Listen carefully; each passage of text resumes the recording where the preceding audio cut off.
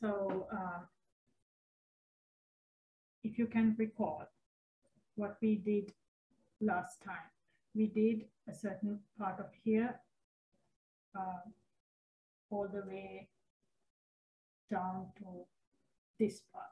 So we have done that part, and we are doing today from this point and down. And let's see how far we can go today. So I pretty much plan to go all the way up to this point, but let's see if we can go all that. Okay. All right.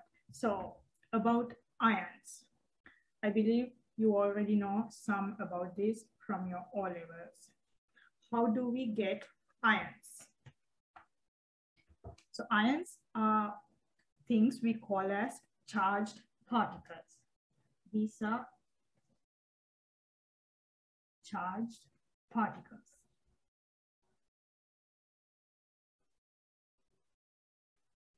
So how do they get a charge? They get this charge either by accepting electrons or releasing electrons. They get charged by accepting electrons or releasing.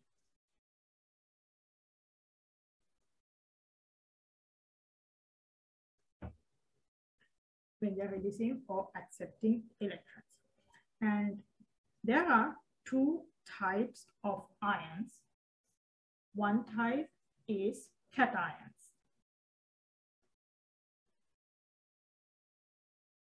Cations are the type we call as positively charged. These are positive charges. They get this positive charge by releasing or accepting. They have to release. So they get the positive charges by releasing electrons.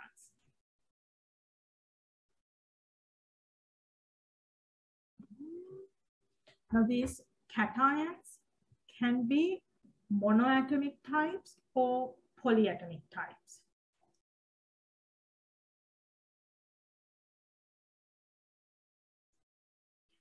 The monoatomic cations. For example, we can take sodium plus ion, a single atom. And then there can be polyatomic ions.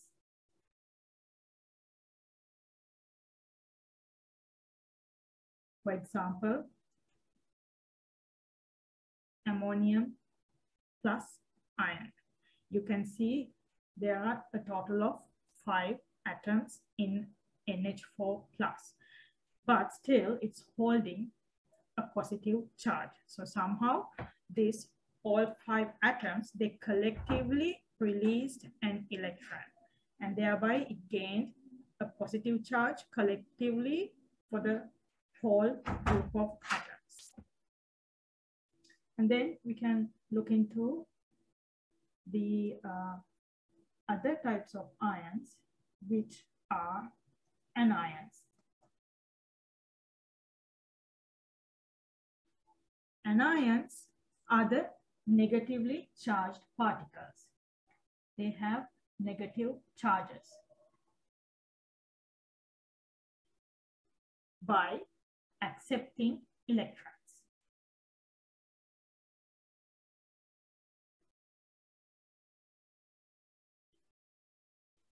And the anions can also be monoatomic and the polyatomic type.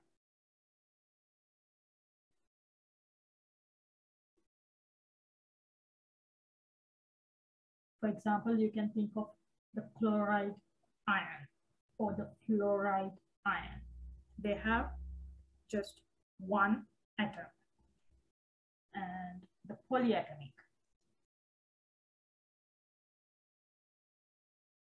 The polyatomic type anions. Think about the carbonates or phosphates. You've learned about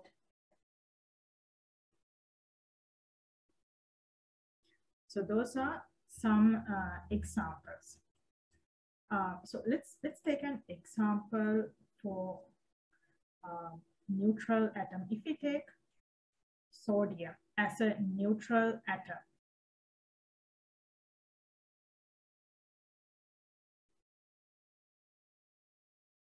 sodium neutral atom,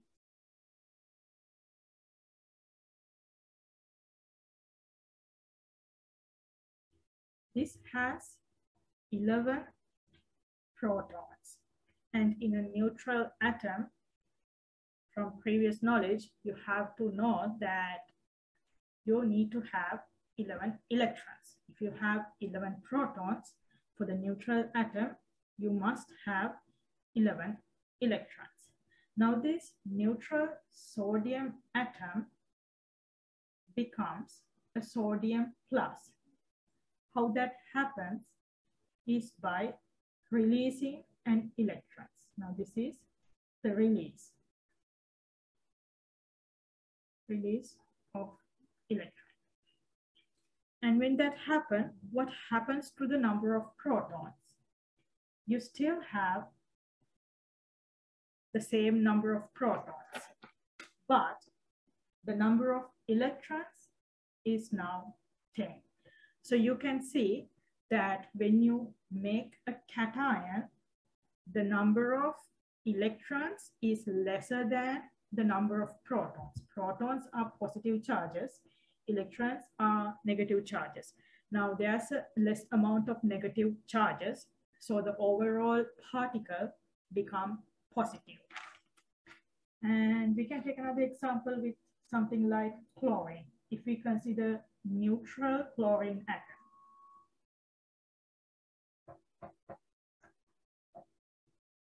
in the neutral chlorine atom, the atomic number for chlorine, number Z, it's 17, the atomic number. So what that means is, in neutral chlorine atom, you should have 17 protons. And since it's neutral, you should have 17 electrons. But when this chlorine atom makes the chloride ion, how does it make the chloride ion? From somewhere, it is taking in an electron. It's going to take in, it's going to accept an electron from somewhere and gain an electron. What happened at the end? You still have the same number of protons, but now you have 1 electron more. So you have more negative charges than the positive charge. So the overall particle becomes negatively charged. Now you should see something very important in this electron-proton count. When these ion formations happen, did the number of proton change? No, it didn't. This number of proton, every time it stayed the same. So when we say there's a chemical reaction happening, and that basically means there is an involvement of electrons, nothing happens to the nucleus. So keep that in mind. In chemical reactions,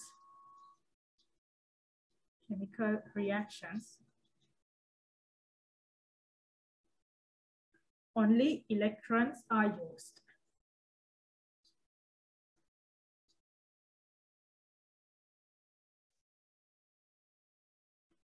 The nucleus does not participate in the chemical reaction. So keep in mind, no involvement of nucleus.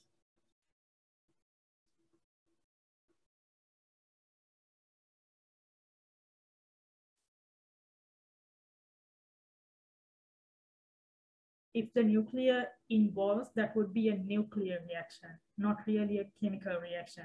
And the nuclear reactions are very high energy type reactions. It's not that easy to make them happen. And it is kind of even dangerous to make them happen in regular environment. So we will be talking about nuclear reactions at a certain point, but at this time we are not touching the nucleus in the chemical reactions that we are going to talk about. Okay. So now I want to refresh some of the concepts that we did last time. Last time I introduced the atomic scales and we discussed different types of atomic scales, like the relative atomic mass or the average atomic mass or the unified atomic mass. Now read this question and see what it's asking and see if you can refresh what we did last time. I'll give you like a couple of minutes. You can work it out and then we'll come back to, I'll come back to show this. So take a little bit of time and try it on your own.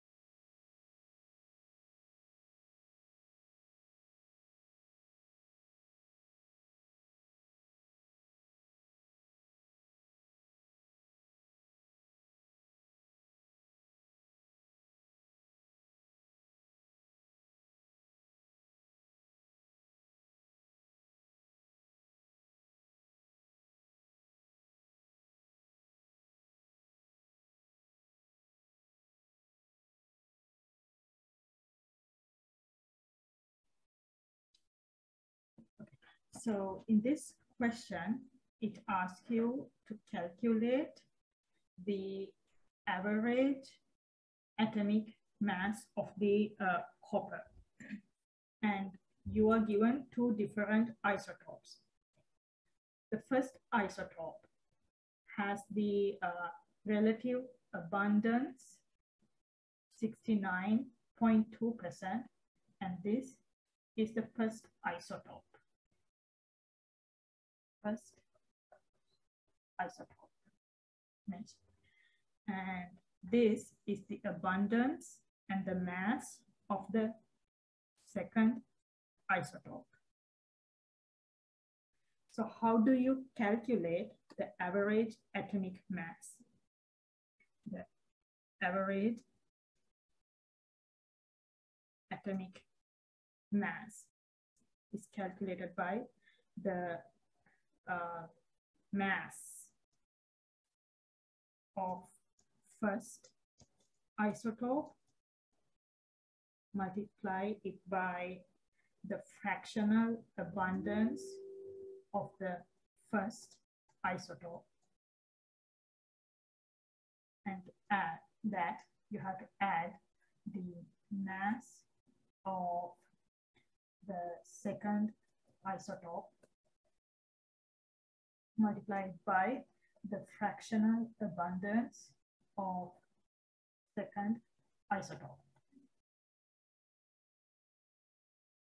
and we have only 2 isotopes. Just imagine if you have 3 or 4, you have to keep adding them like this. So what are the numbers? The mass of the first isotope is 62.93. And the fractional abundance is, I'm going to write it as 0.692. If you want, you can write 69.2 divided by 100. But anyways, we are arriving at the same answer. And the mass of the second isotope is 64.93 U. Multiply it by its abundance, which is 0.308. So add the numbers together and you should get 63.5 U as the average atomic mass. Let's work out another problem. Take another minute and try to find what the right answer is.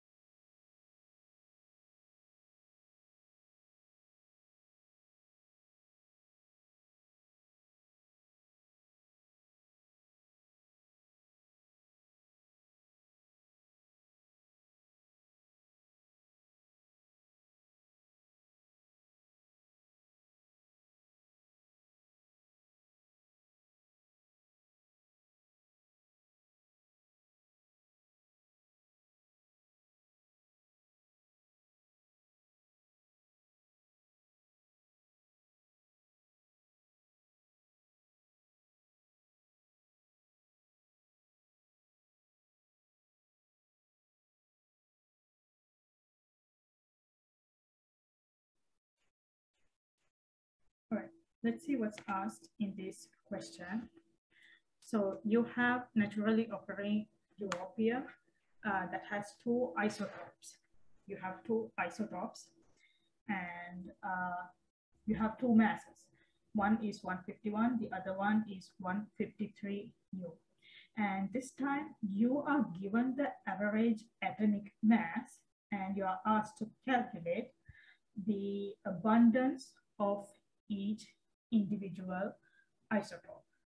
So what we are supposed to calculate is the abundance of each isotope. So this is actually more like mathematical rather than any chemistry concept. So you can take the abundance of one isotope as X and the other isotope abundance as 1 minus X. So let's say the isotope 151.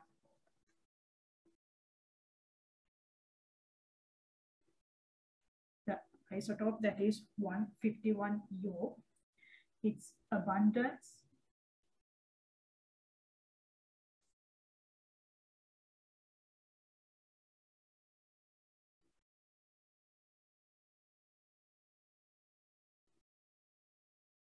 as X. I'll say it is the fractional abundance. Instead of using as a percent, I'll just take X. And then the isotope 153 U, its fractional abundance, you can call it as 1 minus X, because the question states that it has only 2 isotopes. So we can take one X, the other one 1 minus X, and you can set up the regular equation, the average atomic mass is equal to the first isotope mass multiplied by its first, the fractional abundance, and then you have the second isotope mass, multiply it by its fractional abundance. And we have the numbers. The average atomic mass is given as 151.97. So we have the average atomic mass.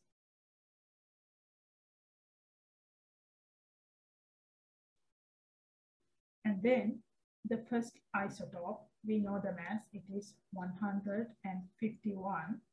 Its fractional abundance, we don't know. So we'll keep it as X. That's what we settle down for. And then the second isotope mass is 153. And now we have to use 1 minus X for its fractional abundance.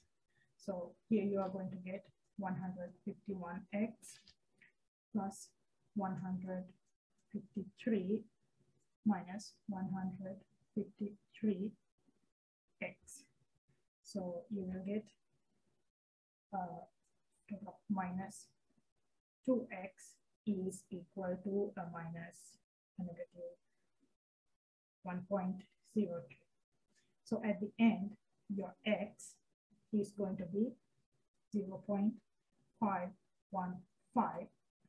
So what your 1 minus X is 0.485. So these are the fractional abundance. So this is the fractional abundance. If that's the fractional abundance, we can call the actual abundance as 51.5%. So this is the actual abundance of 151U isotope.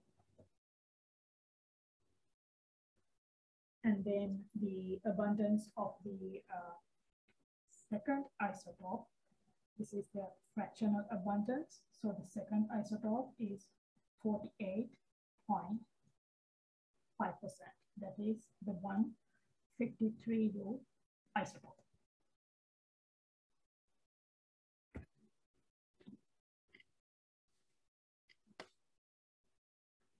All right.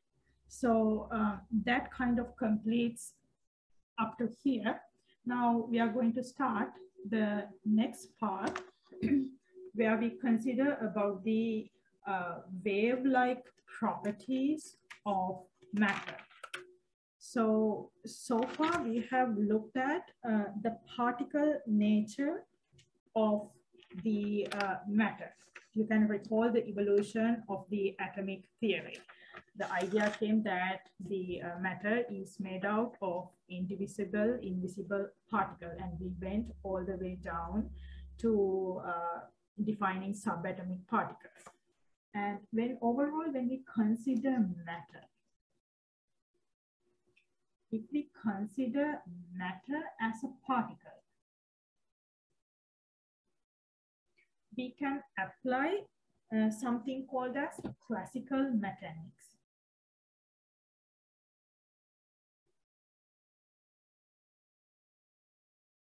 Like Newtonian physics.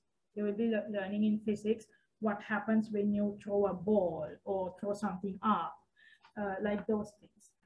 But if we consider matter as a wave,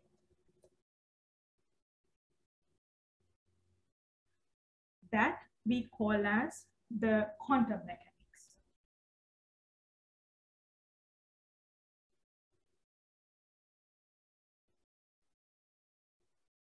So in quantum mechanics, actually, we are looking at things in nanoscale. It's more like nanoscale, not even microscale. We look at things in nanoscale.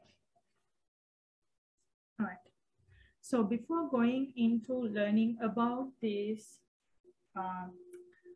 electromagnetic radiation and wave properties of matter, we'll just first look into what properties a wave have. So what exactly is a wave? we define wave as some sort of an oscillation. Wave is a type of oscillation or some sort of a disturbance. And it can travel through space and matter.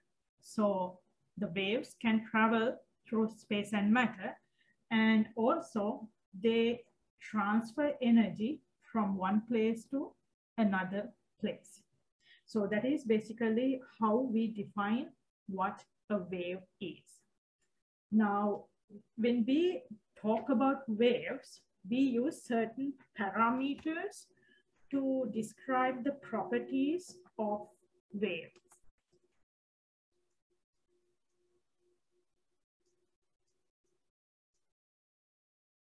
The properties of waves are described by certain parameters. One such thing is lambda, which is wavelength.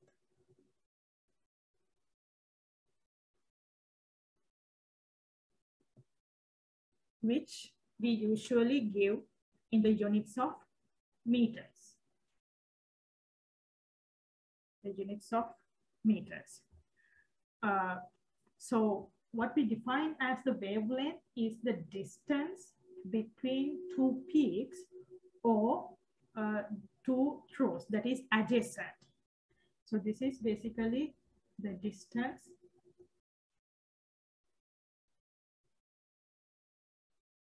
between two adjacent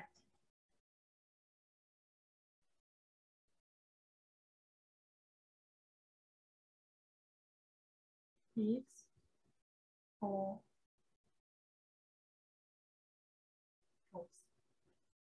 So wavelength is the first parameter that we use to describe the properties of wave.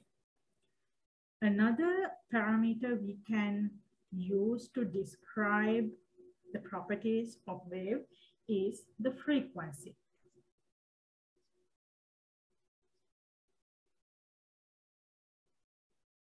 Which we symbolize by nu. So the Greek letter nu symbolizes the frequency.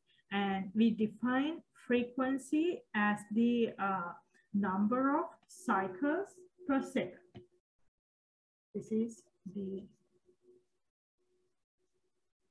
number of cycles per second. Or if not, we can say the number of complete wavelengths. Number of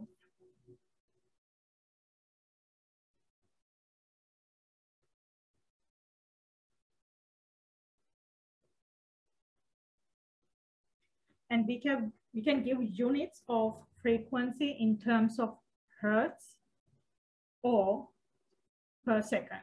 So these are the units. And you can see this top wave, the first wave, it has a very small lambda. If you consider this wavelength. And in the second one, you can see the distance between the two adjacent peaks. It is very large.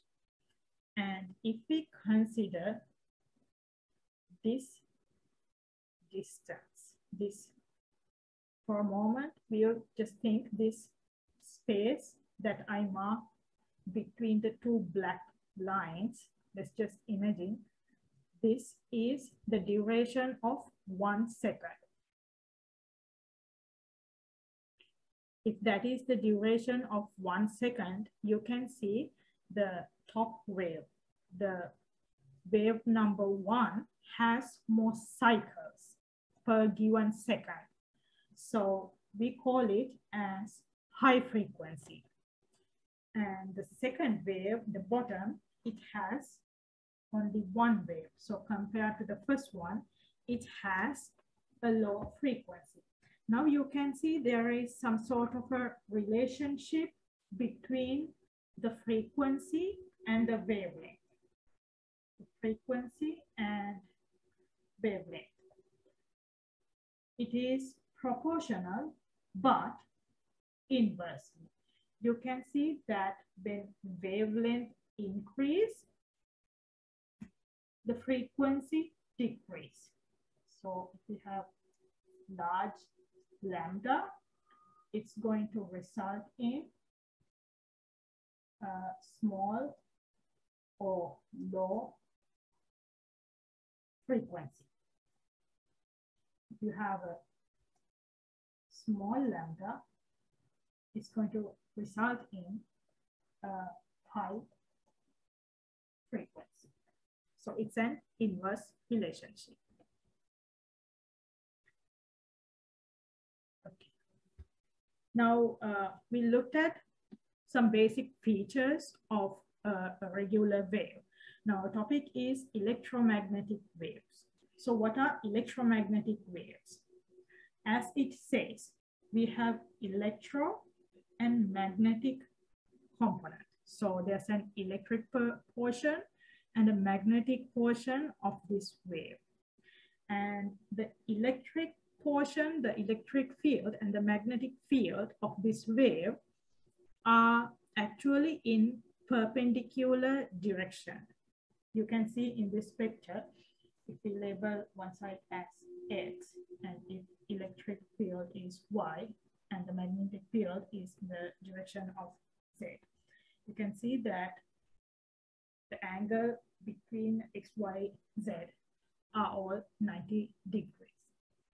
So the two fields are perpendicular to each other, and they have synchronized oscillations. What does that mean?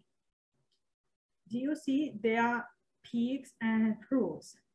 They kind of synchronize. They both have the trough and peak in the same position.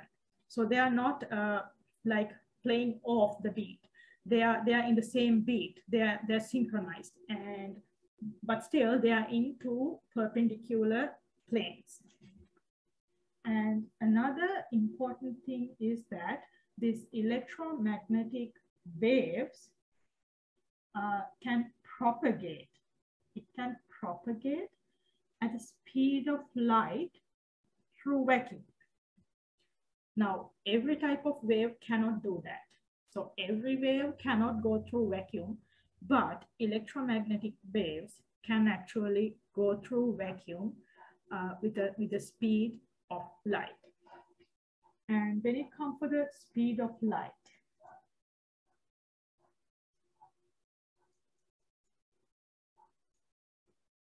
to be more precise for the value, we can show it as 2.998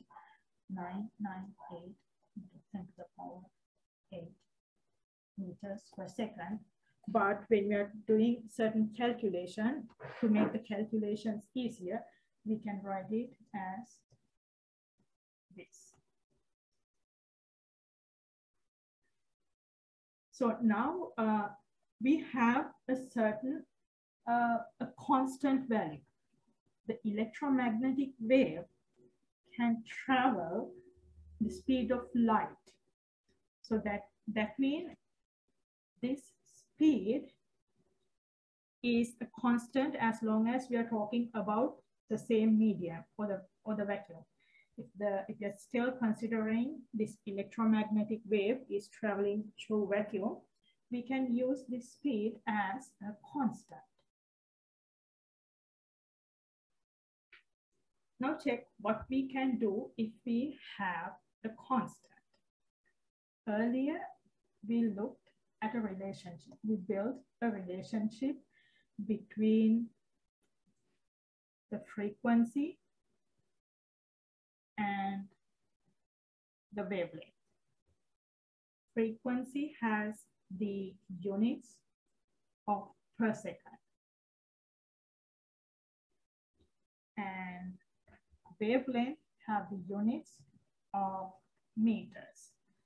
Now I have a constant coming with units of meters per second.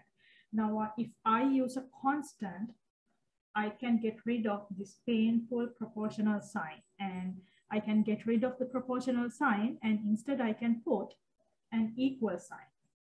To put that equal sign, I need a constant. Now, which side should I add my constant to get the same units? So if I add this constant, let's say the speed of light, I'm naming this C, the constant, this value. If I put it here, now my unit is ms1. So you can see my units perfectly cancel out and two sides balance. So now I can build the relationship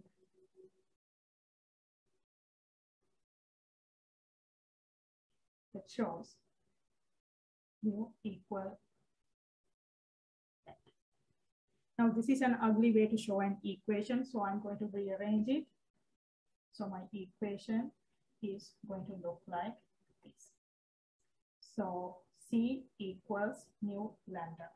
So you can see the speed of light, this is equal to the multiplied frequency and wavelength.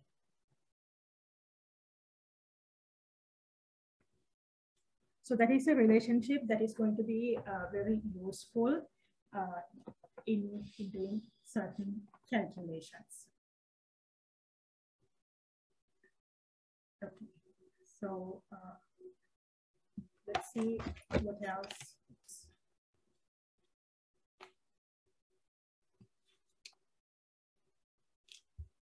All right, let's do a small calculation.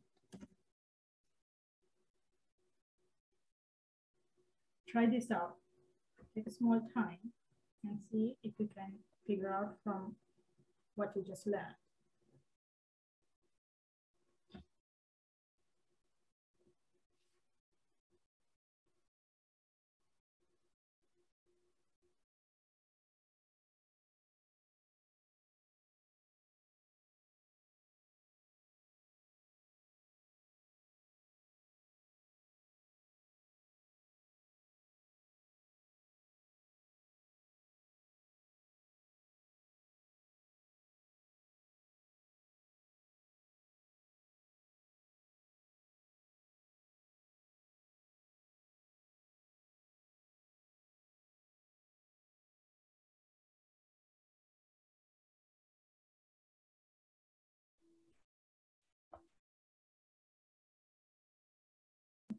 Here it says you have a yellow light that has a wave of 589 nanometers.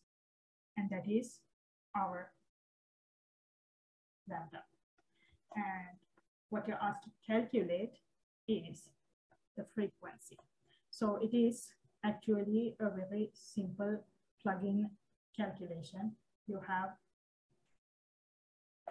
the equation that we just built, and you're asked to calculate the frequency. So make a small rearrangement to the equation, and then you can substitute your value.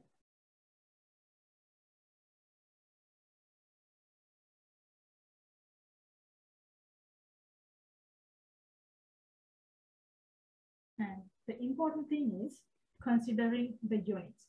Now my wavelength is given in the units of nanometers. I cannot use the nanometers as it is because the units of my wavelength is in meters, not in nanometers. So I have to convert my nanometers into meters. That is going to be 10 to the power negative 9 in terms of meters. That will give you the answer of the frequency.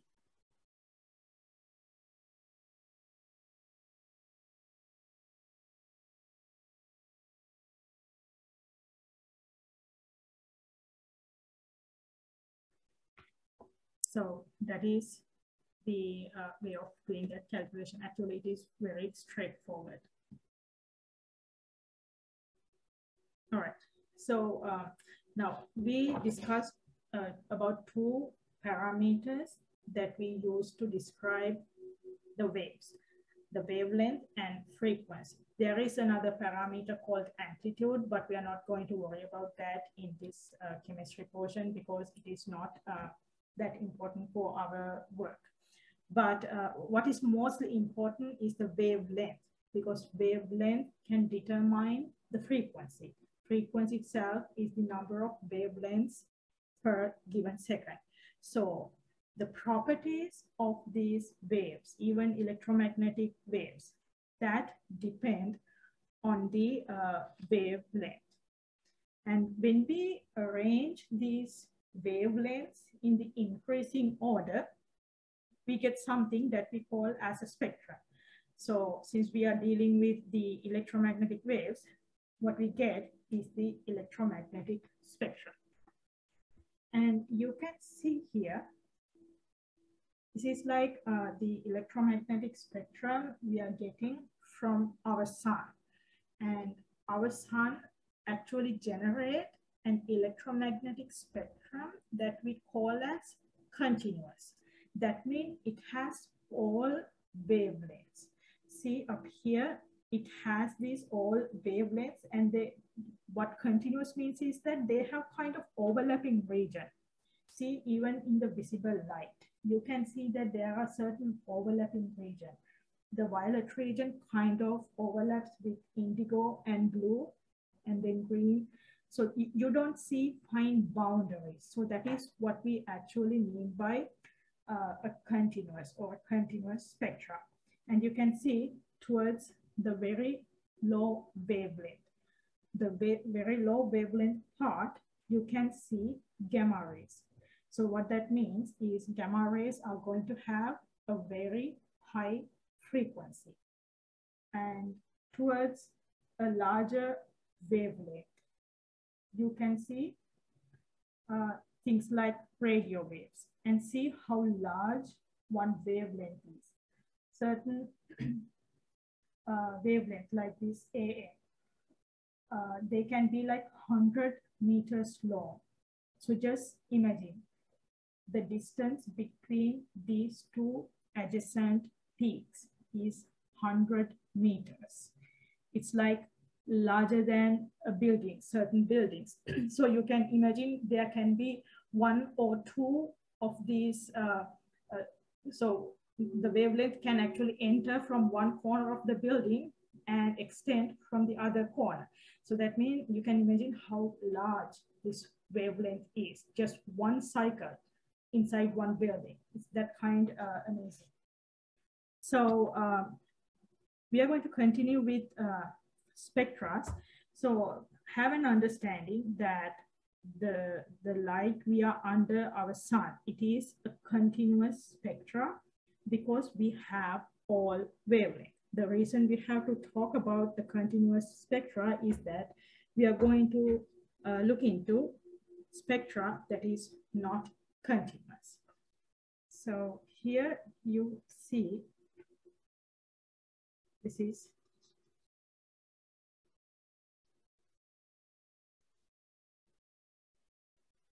is continuous spectra. Because you see that the colors are kind of in overlapping regions.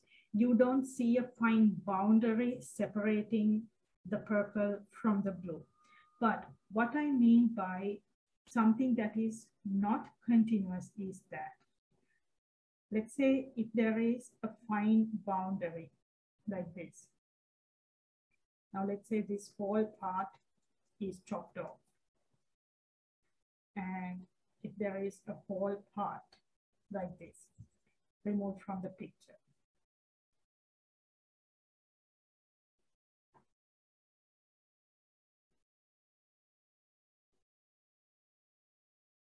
And if you're going to see bands of colors, now that would look like more like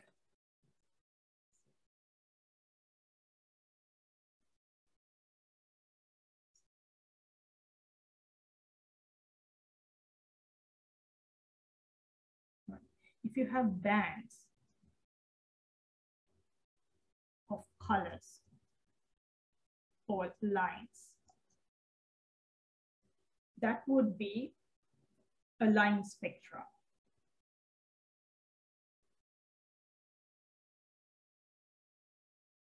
Line spectra are not continuous.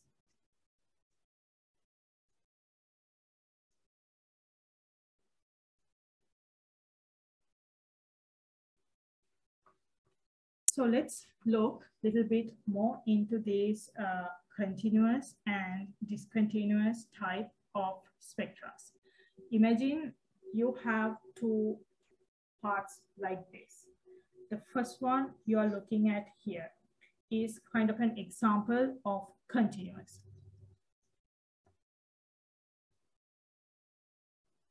Because you can smoothly go, it's smooth, there's no segments.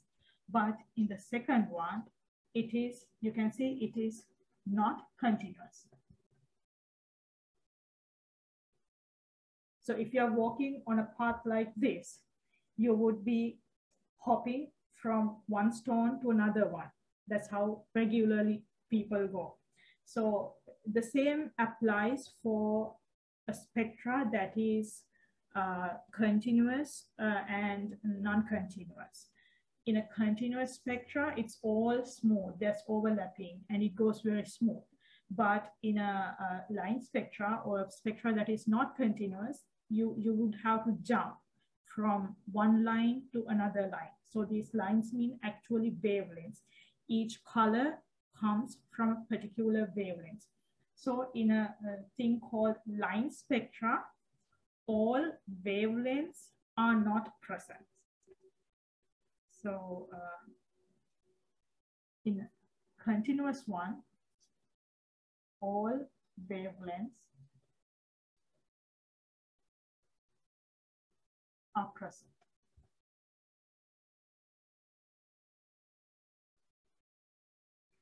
And in a line spectra, only some wavelengths are present.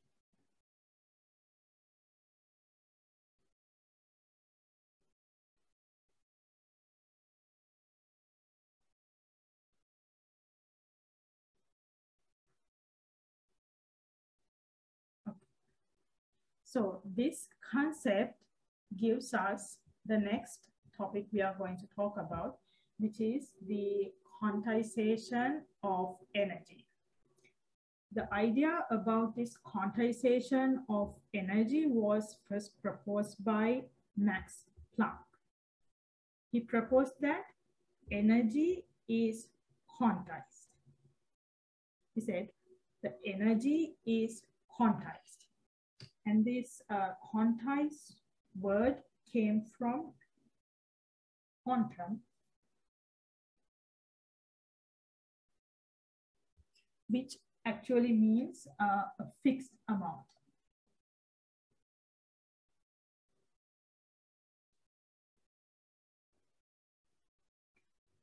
So what that basically means is that energy comes in fixed amount.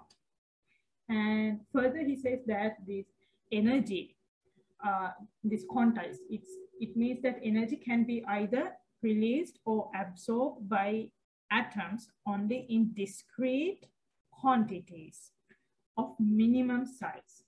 So it talks about these discrete quantities of some minimum size. Now, what exactly does this mean in simpler terms? Let's say we have some sort of a staircase like this. So you are on the very bottom.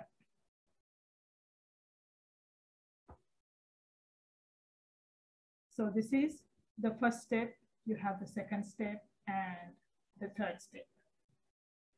Let's say you're going to the first step from this, wherever the place you are standing.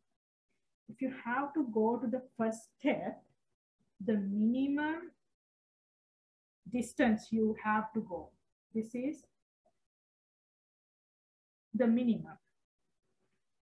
you need to go that minimum distance. Let's say this step is like 1 meter tall. So going to the first step, you need to go through this minimum amount, and you cannot stop anywhere between unless you have any superpowers to float.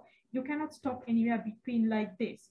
From here to there, you have to go. That is the minimum. You cannot stop in between.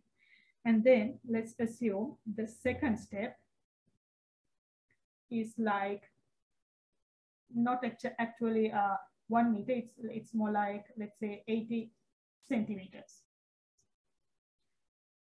Now, this value is different from the first value I mentioned. So that is what it says by discrete. There is a certain fixed amount. It's a fixed. There is a fixed separate amount. So if you want to go to the first step, you have to jump 1 meter. And from 1 to 2, if you want to go, you have to jump 80 centimeters. You cannot stop at 79. You cannot stop at 79 centimeters. Because if that's the far you are going to jump, you're going to fall back into the second step. So you need to have this fixed amount of energy, and that fixed amount can be a certain minimum amount. So in plain terms, we can view it like that. So let's say just in case, if you are thinking about a ramp, if you are walking on a slope like that, can you actually define something as discrete and minimum step? So even if you're walking in this slope, just think, you're walking up, what is going to be the minimum height or the minimum distance? It's hard to say because this is continuous. But when you think about a staircase, a bunch of steps, you can think, you cannot stop in between 2 steps. You have to be on one step or the other. To go to the other one, you need to pass through this minimum amount of fixed height. Same with energy. When it comes for the energies, there are fixed amounts, and there is this minimum that needs to be satisfied. So that is basically what Max Planck explained.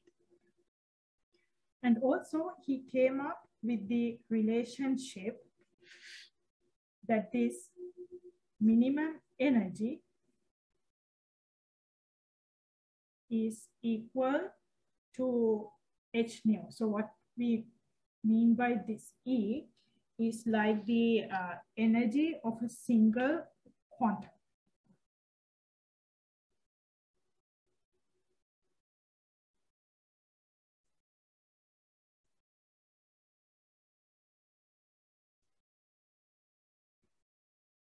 And what is h? That is the Planck constant.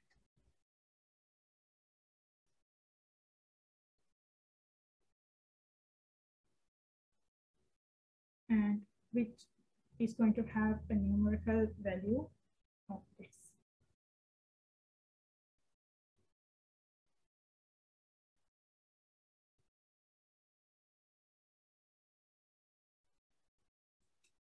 And the nu, you already know it, is the frequency.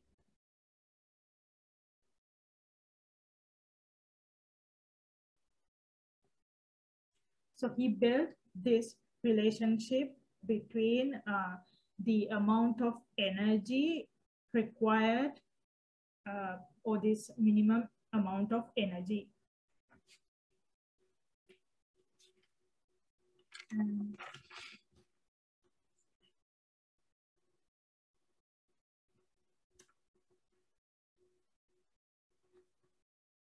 Okay. So I'm not really sure if you still can hear me. I just noticed your message. So if you still cannot hear me well, you can send me a message so you would know, because I believe my device is working fine. So can someone reconfirm if you can hear me clearly?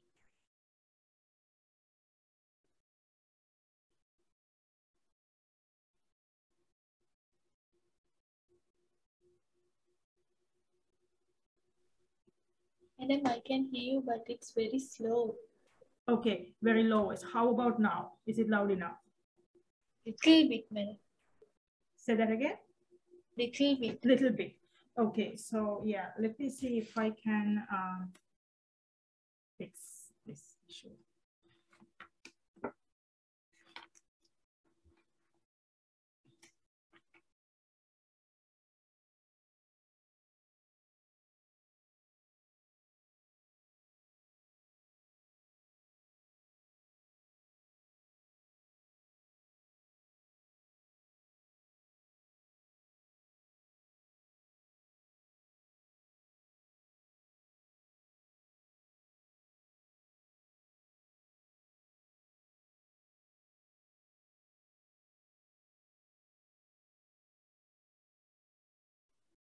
All right, how about now? Is it still the same or any improvement?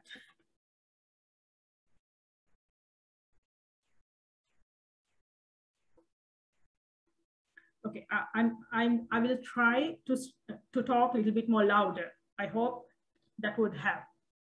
Okay, so let's start again. So again, if you feel like you cannot hear me, you can unmute yourself and let me know. Right. So another scientist who proposed an idea about this quantization of energy is Albert Einstein. So what he said is that the radiation emitting from metal surfaces behave like a stream of tiny energy packets. So he actually did an experiment called Photoelectric Effect. This experiment is kind of famous.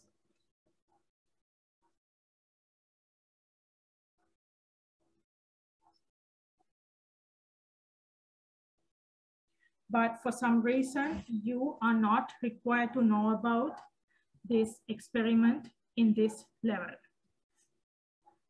So from this experiment, he observed that when he shoot a certain metal with certain radiation, the metal released another type of radiation.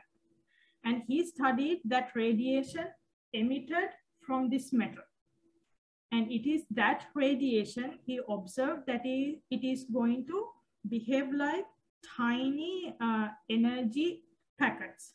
So this kind of gives an idea for the particle nature of energy. So when we call as tiny energy packets, this kind of give an idea for the particle nature.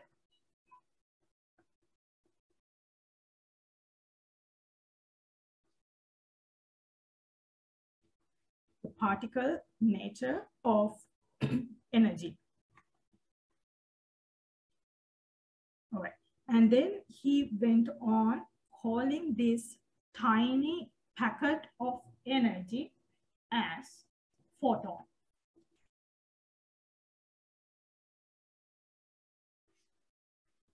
So this is photon, not proton. Don't get the things confused.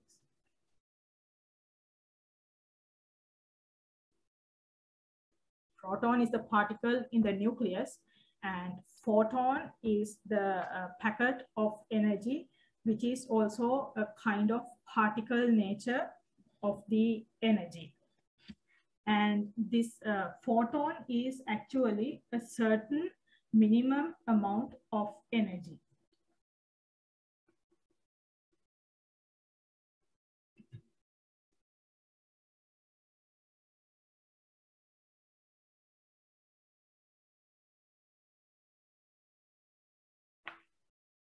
So the photon is a minimum amount of energy. So what this means, think about a big ball, maybe a tennis ball or any sort of a ball, and think if an ant, a tiny ant, if a tiny ant can roll this ball. I don't think so. If the ant is really, really small, I don't think a small ant would roll this ball. And that's because it doesn't have this minimum amount of energy that is required to roll the ball. But let's say this ant is bringing in like 5,000 more ants.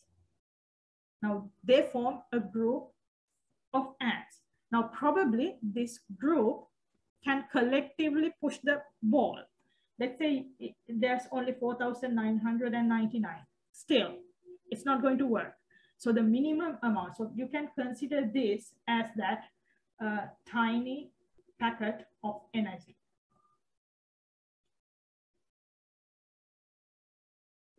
So 5,000 ants can be considered as a tiny packet of energy that need to get this work done, rolling the ball. So in order to have something done, whatever this tiny amount of energy required, he stated it as the photon. And also he further improved Max Planck's equation. So Max Planck's equation is E equals h nu, and he just said this energy is not any energy, it's more like the energy of one photon.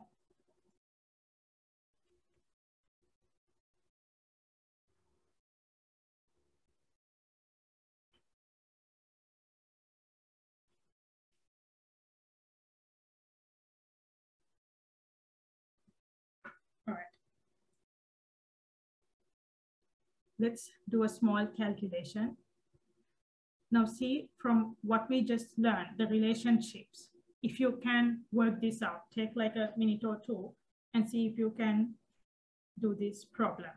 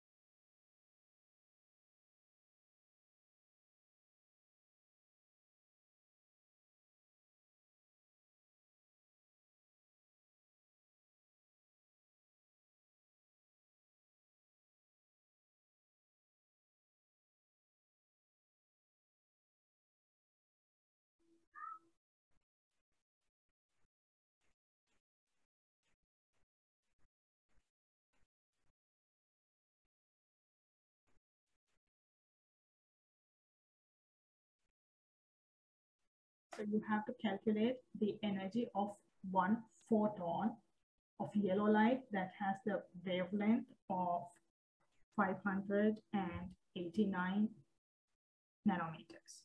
So here you have the wavelength lambda, and you have to calculate the energy. And the relationships we know is that we just learned about this relationship. E equals h nu. And we don't have any frequency. We are supposed to calculate energy, and h is the Planck's constant, which we know the value, and the frequency, we don't have it, but from what we learned a while ago, we can build a relationship. We know that C equals to nu lambda. So we can figure out a term. We can make this kind of a rearrangement. Now substitute this, plug that in. So we have the rearrangement as shown like this. Now let's see what parameters we know. We know lambda, which is 589 nanometers. We know the Planck's constant, and c is the speed of light. So now we can actually calculate it. We can plug in the numbers.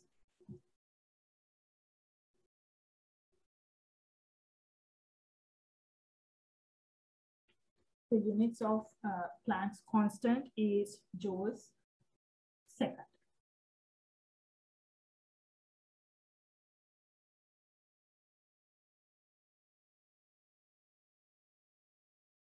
And the wavelength is 589 nanometers, but keep in mind we cannot use nanometers as it is. We have to convert it into meters. So you can see how the units, certain units cancel off, and you will end up with this.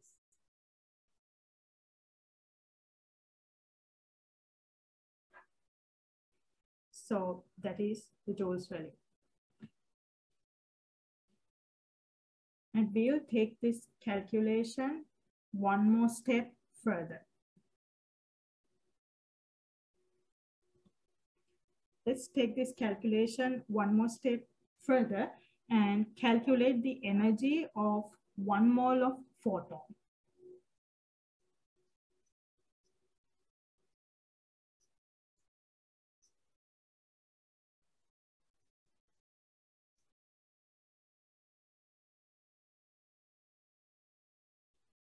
Energy of 1 mole of photon. So what exactly did we do earlier? In the previous calculation, we calculated the energy of 1 photon. This is the energy of 1 photon. Now we have to calculate the energy of 1 mole of photon. So what is 1 mole? Anything that is in the quantity of Avogadro number.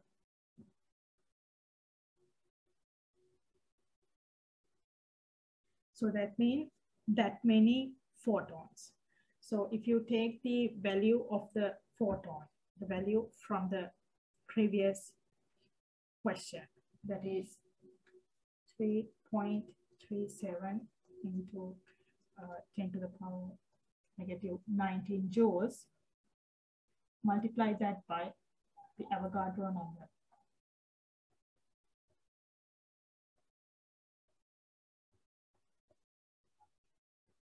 That will give you the energy of 1 mole of photon.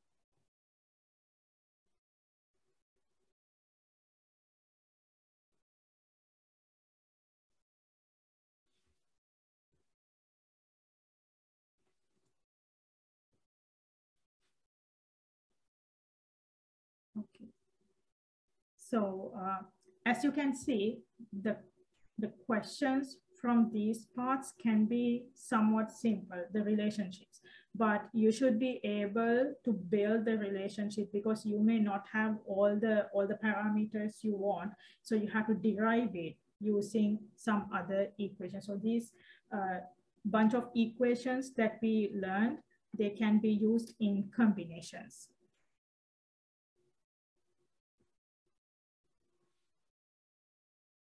Okay, so this question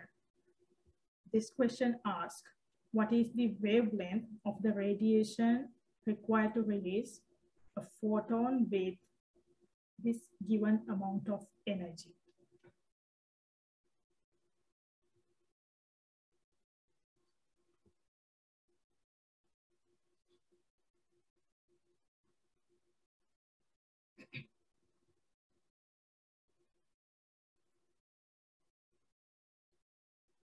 So this time you can see you have to find the wavelength. you're supposed to calculate the wavelength and you're given the energy. And energy equation relates as E equals h nu. And then earlier we saw you can replace nu with C divided by lambda. Now we have the rearranged equation and do a little bit more rearrangement.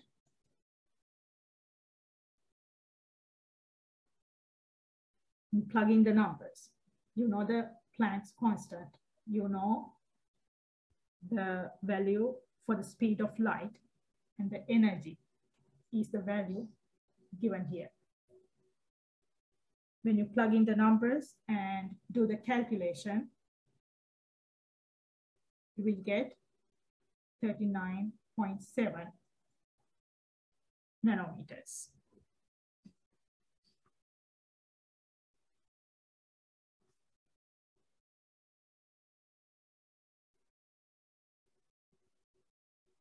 All right.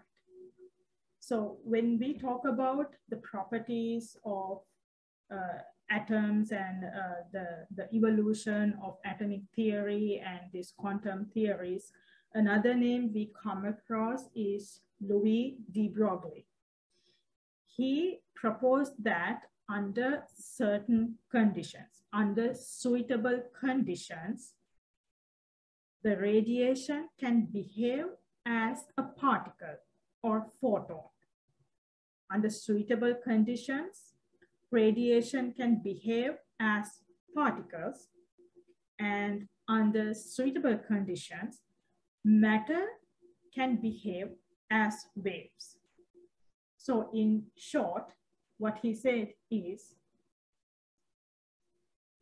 under suitable conditions,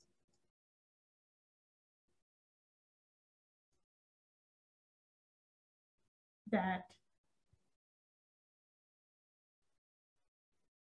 waves or the energy can act as particles, and particles can act as waves. This is something we call as the wave-particle duality.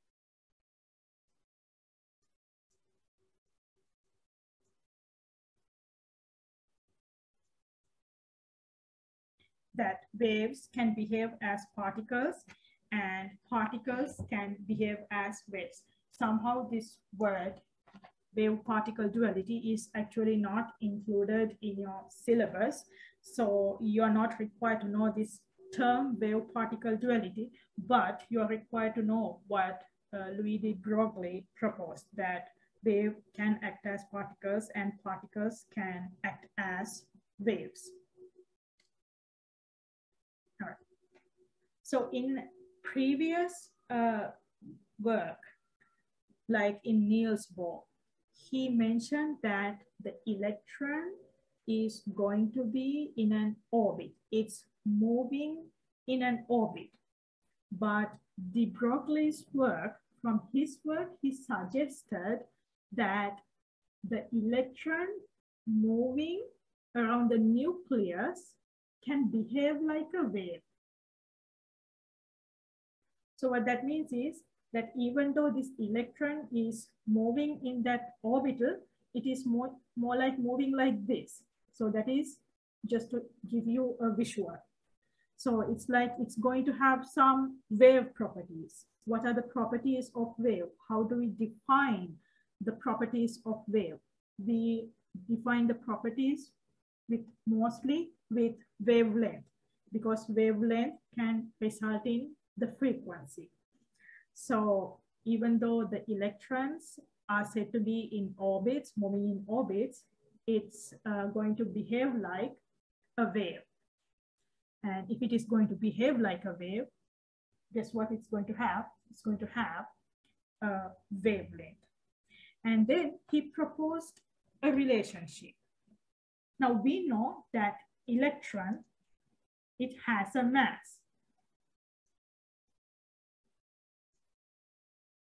It has a mass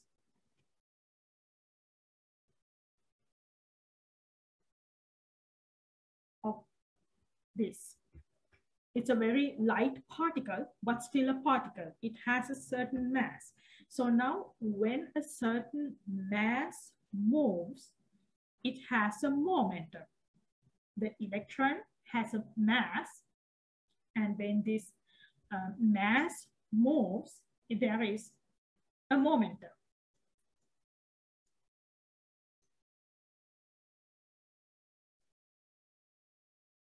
So the electron is going to have a momentum. And de Broglie proposed a relationship between these wavelengths and momentum. So he proposed that lambda is equal to the Planck's constant divided by momentum. So this is how we show it. So what this P here means is this is the momentum, or the mv. And what is this v? That is the velocity.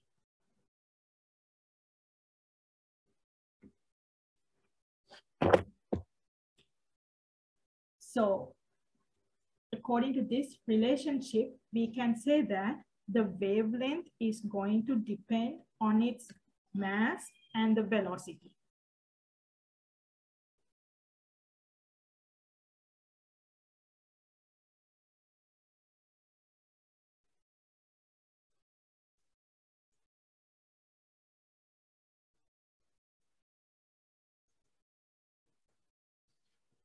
So that is a relationship he proposed. The wavelength is going to depend on the mass and the velocity.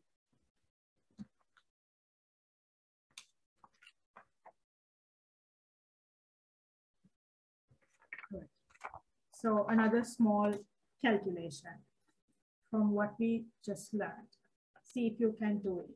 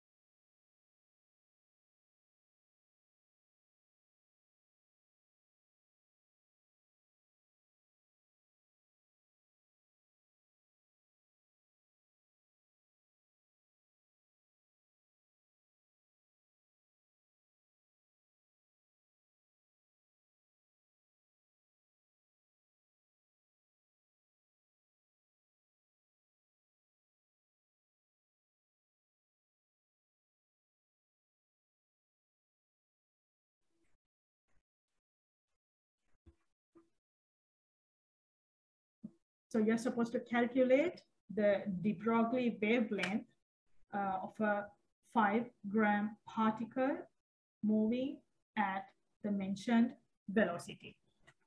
So we just learned a relationship that our wavelength is equal to the Planck's constant divided by mv. M is the mass and the v is velocity. This is the Planck. M is the mass, v is the velocity.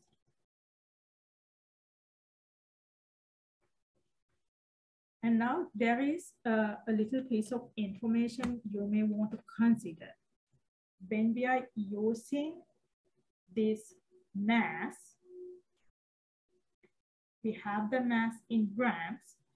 Make sure you're converting it into kilograms.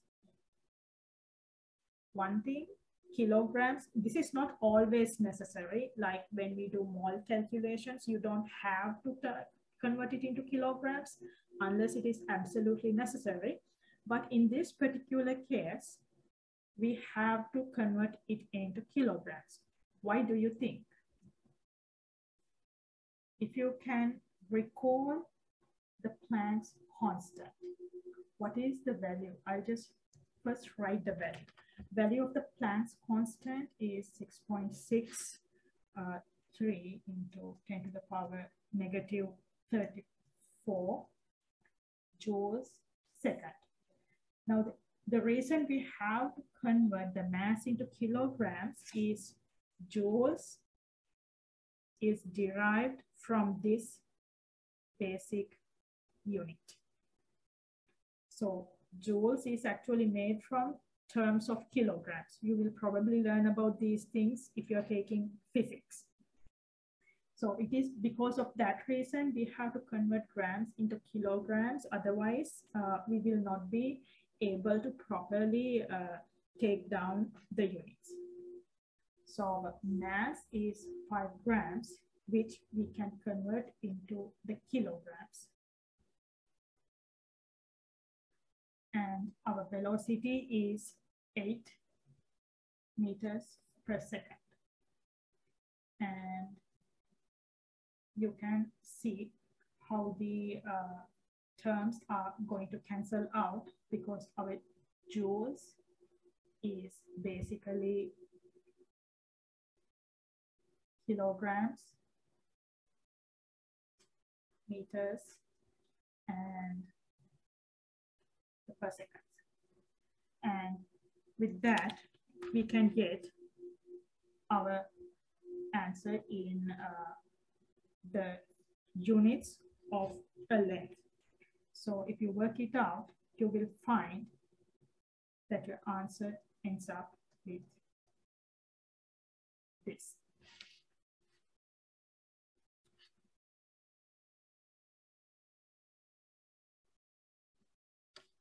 Right. We'll now look at a previous exam question from the content we did so far. This problem is from 2019 paper.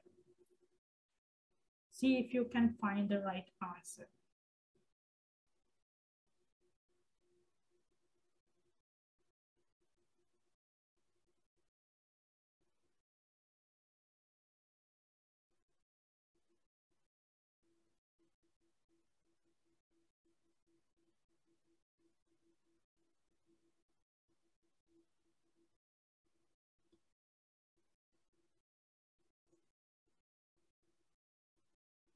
The first statement is the energy absorbed or released by atom is quantized.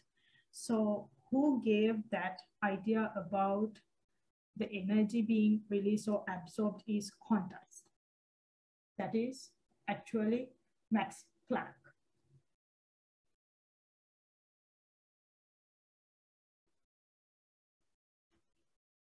And the second statement, small particles under appropriate conditions show wave properties. Now that is de Broglie. So our answer is going to be the second choice.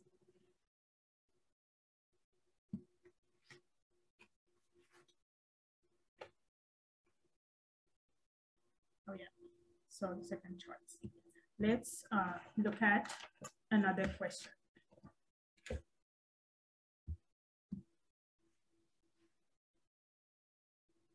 All right, try this out. Now, there is an easier way to do this, but just to practice, you can do it the hard way, and maybe if you know, you can figure out in the easy way as well.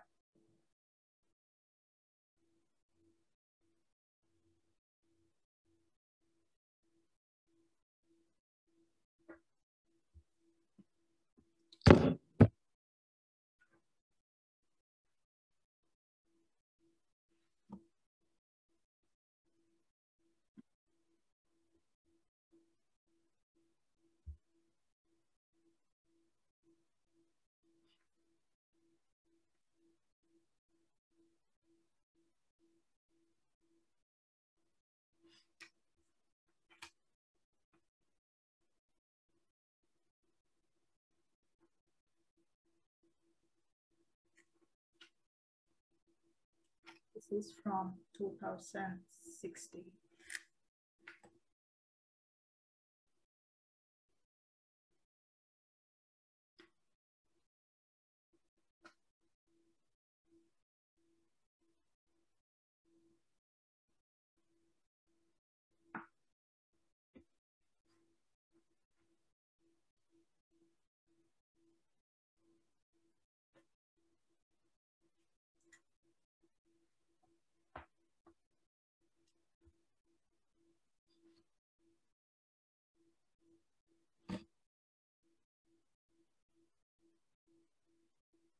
So in the question, you are given a green light of wavelength. So that is a lambda. And you're supposed to calculate the energy. So you know some basic equations, you can relate things. Energy is equal to h nu. And then this nu can be substituted with C divided by lambda. And you can at the end do the calculation and do the math.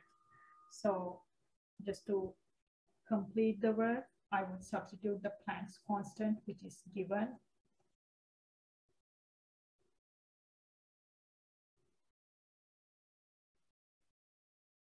And the speed of light is also given.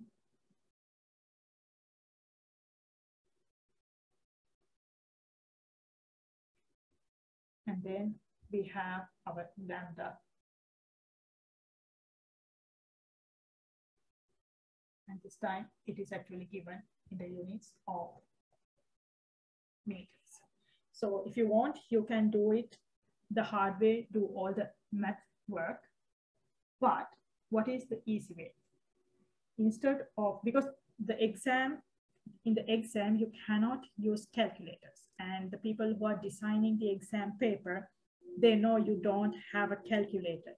Just because of that, they are not always going to give you questions with numbers that easily cancel off.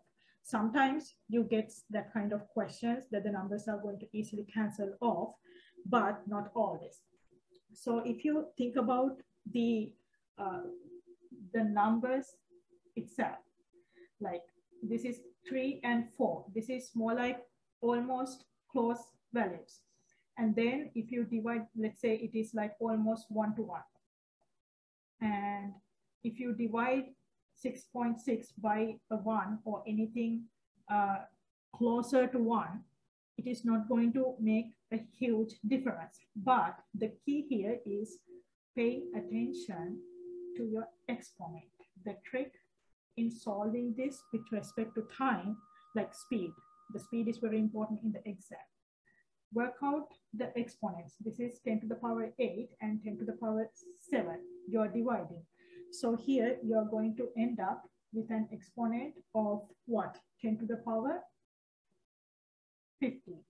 And now you have to deal with this 10 to the power 15 with that 10 to the power negative 34, which will result in a negative 90 exponent, 10 to the power negative 90. And look at the units in the answers. Are they in joules? Now here we get the answer in joules, but the answer options, they are all in kilojoules. Now what we get is a 10 to the power negative 19 joules, but our answers are in kilojoules, so convert that into kilojoules. When you convert a small type of unit into a large type, going from joules to kilojoules is a larger unit. So this 10 to the power negative 90, there's a 3 more. So this is going to end up with a 10 to the power negative 22. Don't you end up with this answer very easy. So your answer choice is number 4, because look at all the other answer options.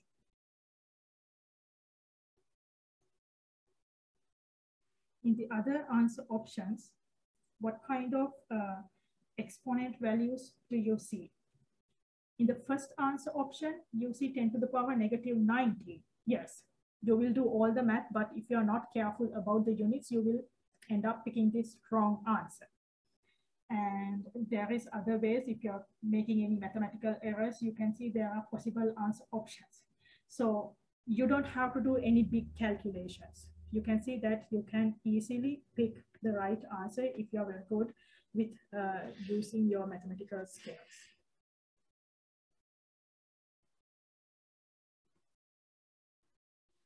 All right, so that actually complete in our first unit. We're kind of halfway done. So now we are going to look into the next part in our chapter content, which is electronic energy levels of the atom. So by now we know a lot about the atoms. So Rutherford, if you can recall from Rutherford's work, he gave an idea about the nucleus and what the atom is going to look like. And then after that, there was Bohr. He stated that the electrons are going to be outside in orbits. In Bohr's work, he stated that electrons are in orbits and it's moving. But there wasn't much idea about where exactly this electron is, even though it's outside in an orbit and moving. So people were doing more experiments on this idea. And when they were doing experiments with ionization, making ions from neutral atoms, that is what we call as ionization. So when they do this ionization, they observed that in some places it needs really large energy, like there's an energy jump. So let's first look what ionization is. Then I'll go into details of explaining what this energy jump or the sudden increase is. Ionization is defined as the minimum energy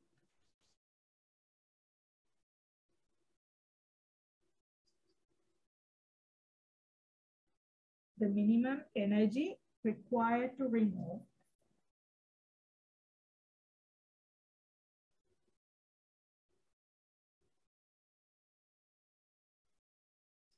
an electron from the ground state.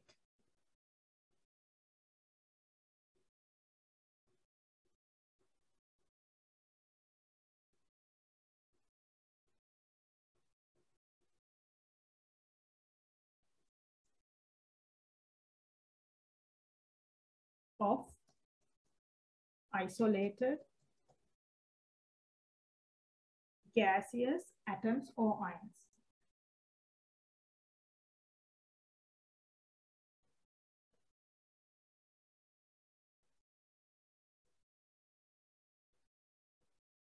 So what we define as ionization is that the minimum energy required to remove an electron from the ground state of isolated gaseous atom or ion. So let's break this down into parts. First, let's look into isolated. You know, when it says an isolate atom, just a single atom, just take one atom in gas phase, one atom or one ion in gas phase.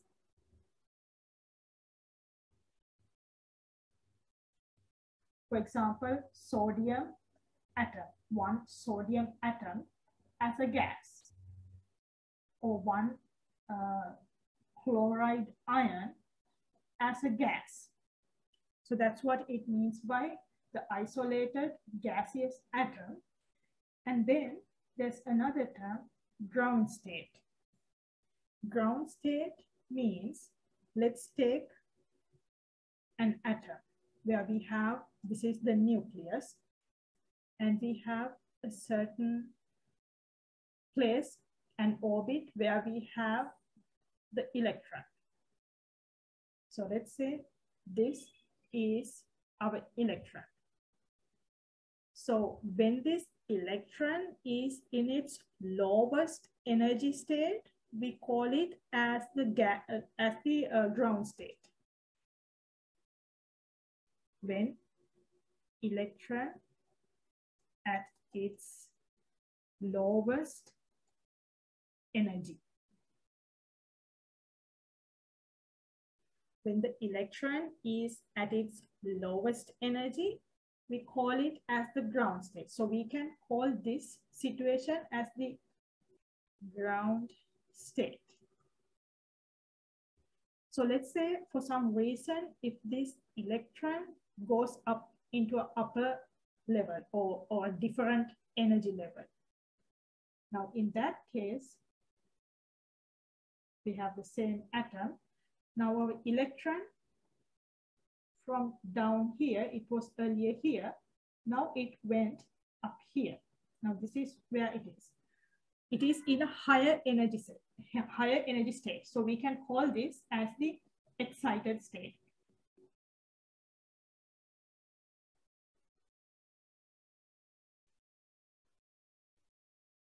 So now you kind of have an idea what ground energy state is that. We have this one atom in the gas phase, and the electrons of that atom or the ions are in the lowest energy. So this is like a very electrons at lowest energy. And if we have such kind of a particle, the amount of energy we need to take away an electron, that is what we define as the ionization energy. And let's look into more details about this ionization. Now, you know what ionization is. Taking away an electron, the minimum energy required to take away an electron. Now here we can see a table of ionization energies. You can find the same table in the resource book that I sent to you. So this is a table of ionization energies. And what you see as this I1, I2 is like the first ionization energy. I1 is the first ionization. If it says I2, that is the second ionization. I3 is the third ionization. Now we'll look into what this first, second, and third ionization means. Let's say we are taking sodium. Now we have the sodium atom. Let's say it's in the neutral and the ground state. When it is neutral, it is going to have 11 protons and 11 electrons. So 11 protons and 11 electrons.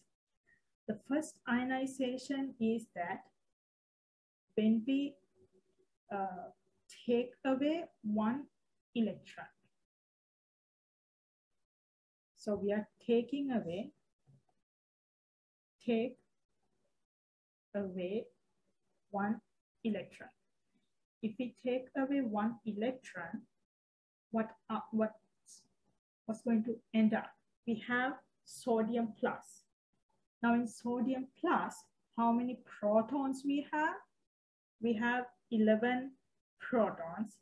And how many electrons we are going to have? We will have only 10 electrons. And the ionization, this first ionization means how much energy it took to take away this one electron. To take away this one electron, we needed 496 kilojoules per mole. So that is the amount of energy. So that is the first ionization. So this process is our first ionization.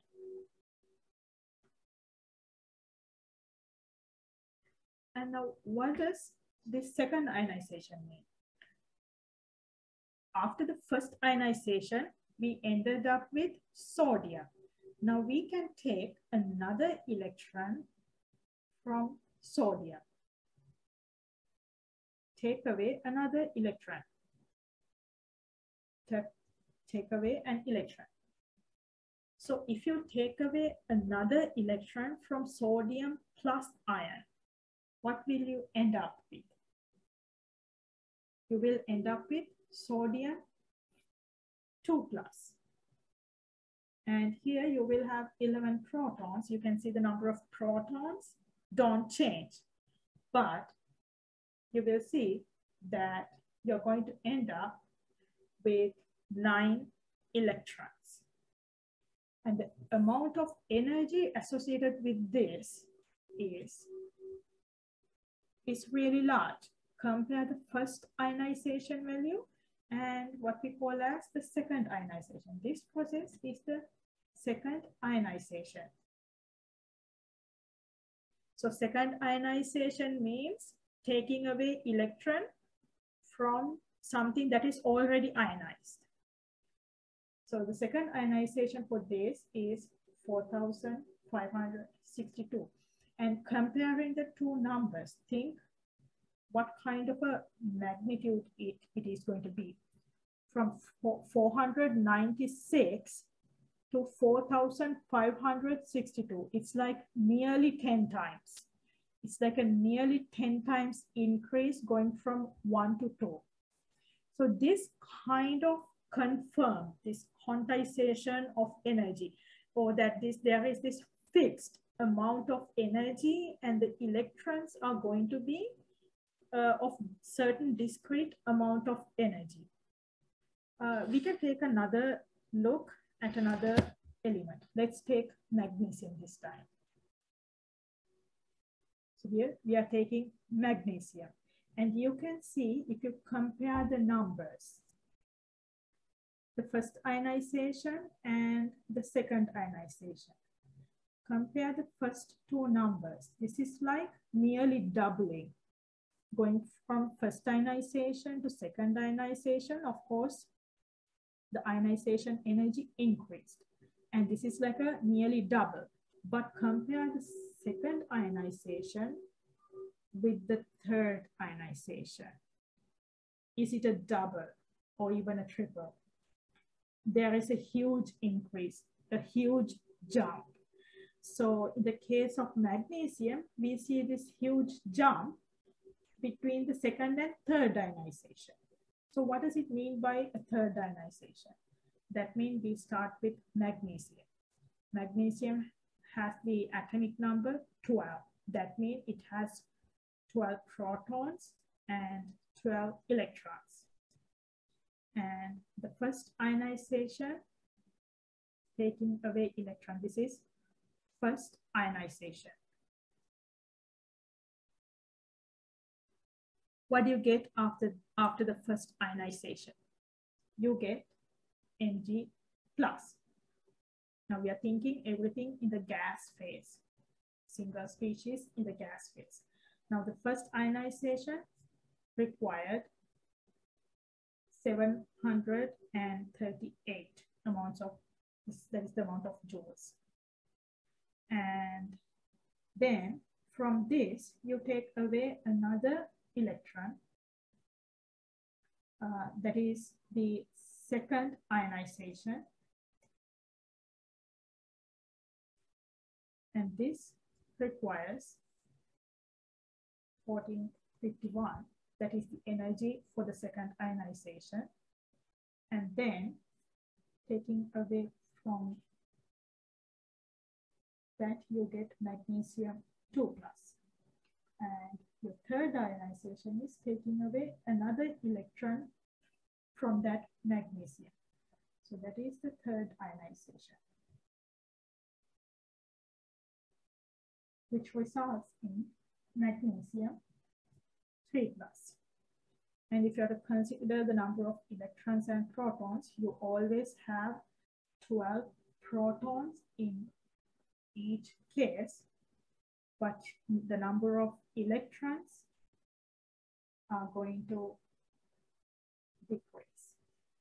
So this is what we mean by different ionization: first ionization, second ionization, and third ionization. So what this actually proved is that these electrons are in a certain energy level, and this energy level must have a fixed energy. So electrons are in energy levels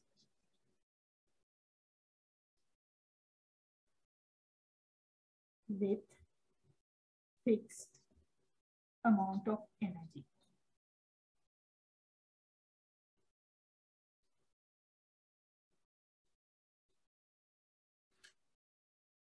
This is the conclusion we can get by observing the ionization energies of atoms and ions. All right, now again we are going back into this picture just to remind what the line spectra and the continuous spectra is. So here we notice that electrons are in energy level with fixed amount, certain amounts of energy. So that means in a chemical reaction or anything, if electrons are to move, they are kind of jumping. They are not going to have a smooth walk like that. They will be jumping from one to another. So there's a jump because the amount of energy is fixed in certain levels. All right. So now we have to think about line spectra. When we say line spectra, you saw the continuous spectra, like a rainbow. In a rainbow, you see all the colors are overlapping. But what we call as line spectra is something discontinuous. Think about fireworks or maybe neon lights. You might have seen neon signs like these ones. And the fireworks, why there is certain color in the fireworks? That is actually a type of line spectra. So we are going to look into how these line spectra or how these colors, why they happen, why we see that kind of a color. So around 1800 and mid 1800, certain experiments were done using tubes that are filled with gases. So they used tubes like this one, filled with gases, either single gas or multiple gas. So when they have a gas here and provide a high voltage, imagine the cathode ray tube experiments we studied last time. So when they provided a high voltage into this gas, they observed the gas inside the tube emit radiation. It emits some sort of a light. And when they direct that light into a prism, they saw a spectra as shown here. The spectra was more like lines. It was not continuous like what you see with regular white light or the sunlight. If you hold a prism to a white light or regular sunlight, you will see a spectra like this. All the colors are overlapping. But that was not the case when they did this experiment with a gas inside a tube and provided the voltage. They saw this kind of a line spectra. It is not continuous.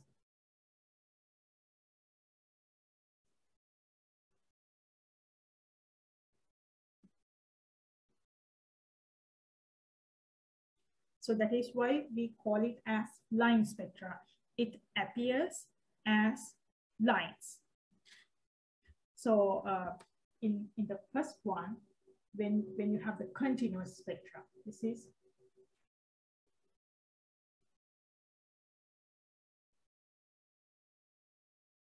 the continuous spectra. You have all wavelengths. You have all lambda values. But in the line spectra, you see only some wavelengths.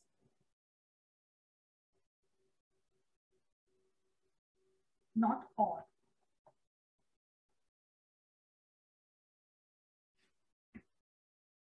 So now you kind of have an idea about the line spectra.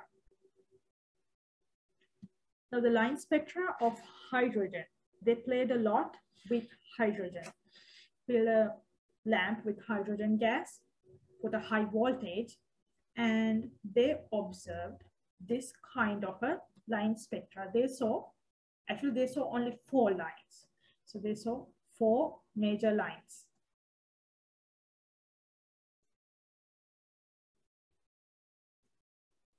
And you can see how they are spaced. Now, this is one line. Here you see the second one, third one, and the fourth line. And if you check these distances between, that you can clearly see some sort of a trend that the space between them is increasing. The first line, which is around 410, this is like a purple or violet line, and then another one around 430. This is more like blue. And another one we have around 480, which is kind of greenish, and then around 650, you have this red line. So you can recall that earlier Bohr brought up a model which perfectly fits hydrogen. Now the issue with Bohr model is it's more about hydrogen atom. Bohr's idea about the atom fits only the hydrogen. So that is why we had to develop another model called the quantum model. Because beyond hydrogen, it is very hard to apply certain concepts. So hydrogen, the Bohr's model is applicable only for hydrogen, and that was a problem with his idea about this atomic structure. But by this time, when they discovered this line spectra for hydrogen, it actually confirmed. It confirmed that the energy is quantized and these electrons are on specific orbits. So this was able to confirm Bohr's idea. Even though it is not applicable beyond hydrogen, this confirmed it at least for hydrogen. So confirmed Bohr model about the atom.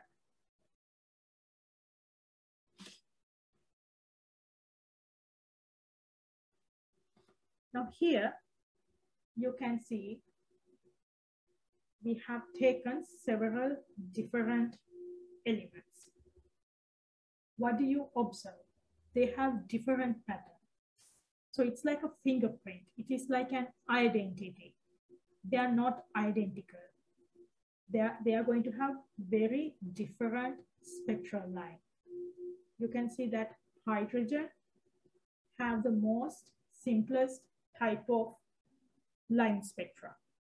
But when you think of other elements, their lines are a little bit complicated. So we are not going to do these complicated ones. We'll learn the basics.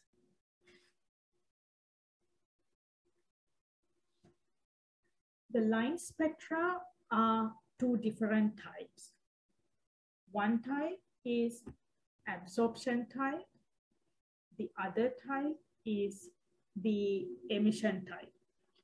Line spectra are two types, the absorption line spectra and the emission line spectra. So what is the difference? In the absorption spectra, you see these dark lines in a colored background.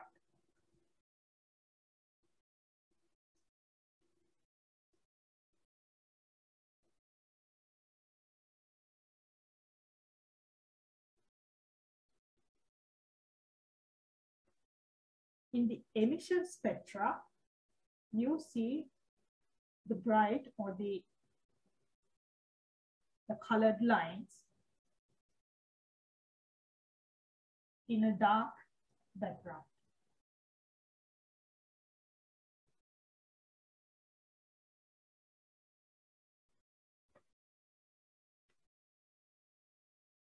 So why is that? In the absorption, so if something absorbs the color, there should be some absence of that wavelength. Think about black. What exactly is black? Is it a color? Black is actually the absence of color. Black is not a color, it is the absence of color. In the same sense, you can think that in an absorption spectra, because it's absorbing, whatever the wavelength that was absorbed is missing. That is why there's a dark line there. The wavelength, the lambda that was absorbed.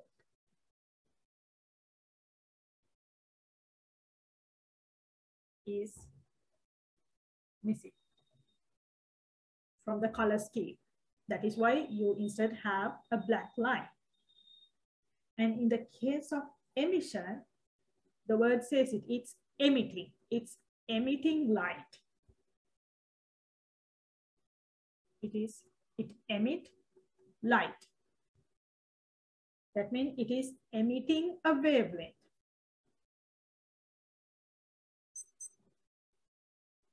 It emits a wavelength. So whatever the color responsible for that emitted wavelength shows up as a bright line or a colored line. So that is basically the difference between the absorption spectra and the emission spectra. You can see that the lines appear where exactly they are supposed to be. You can see where there was absorption, it is the same wavelength that is being emitted. Whatever the wavelength that is absorbed here, it is the same wavelength that is emitted. So they perfectly overlap the line because it is the same wavelength that is either the absorbed or emitted. All right.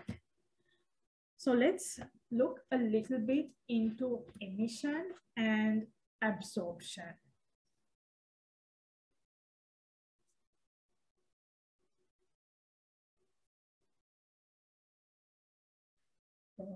Emission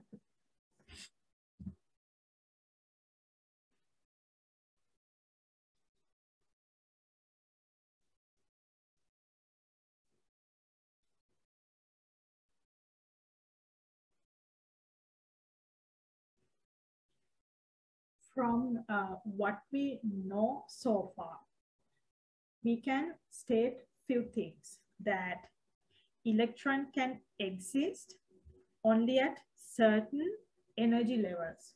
So one, the electrons exist only at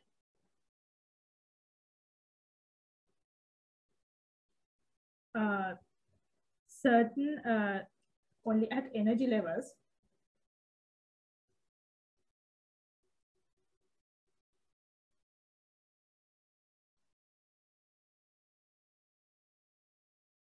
with a fixed amount of energy.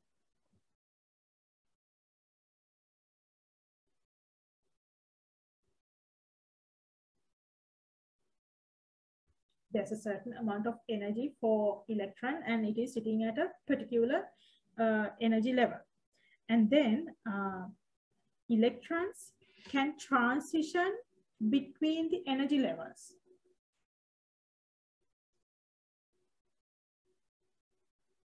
The electrons can move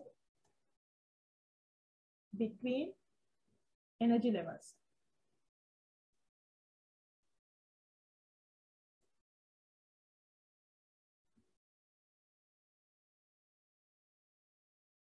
And then the third fact I want to say is that when energy is absorbed, it can move into a higher energy level.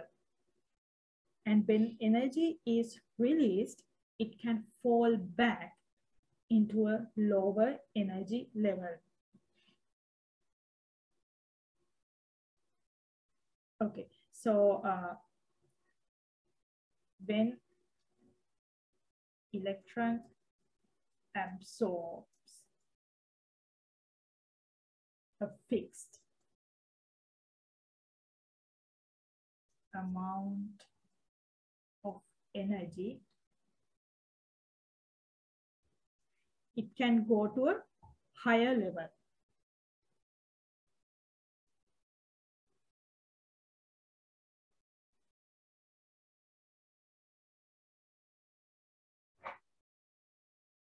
And when the electron release or emit a fixed amount of energy,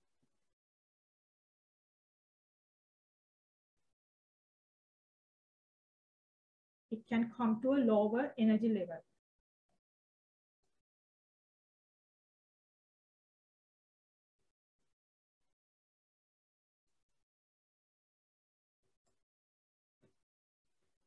Now let's take an atom and see what's going to happen.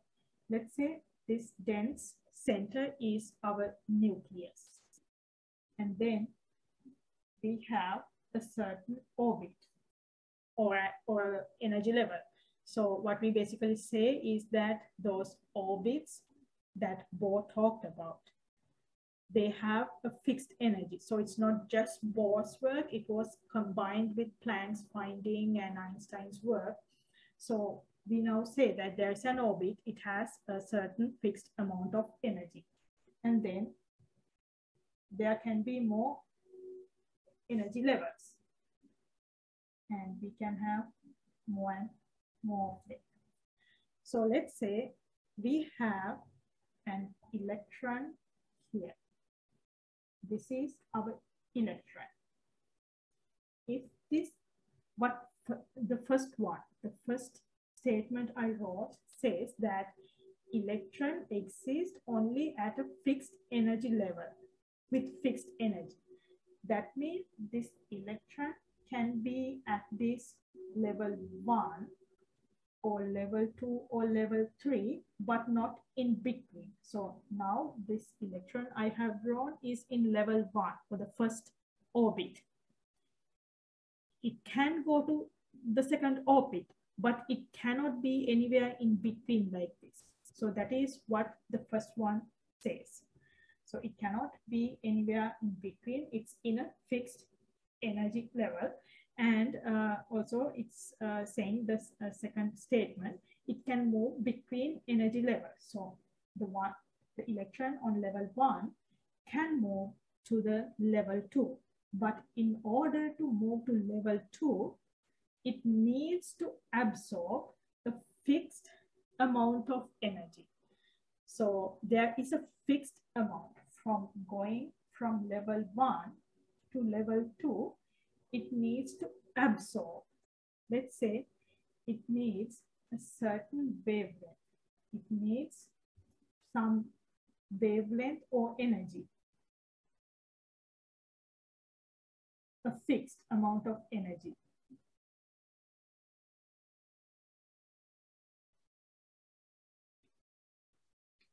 Now going up happens when there is an energy absorption. Now this is what we call as the absorption. It takes up energy from some radiation and then it is moving into upper shell or an upper level. This happens. This is absorption. And when it absorbs, the electron is excited into an upper level. We can call it this going into the upper level as the excitation.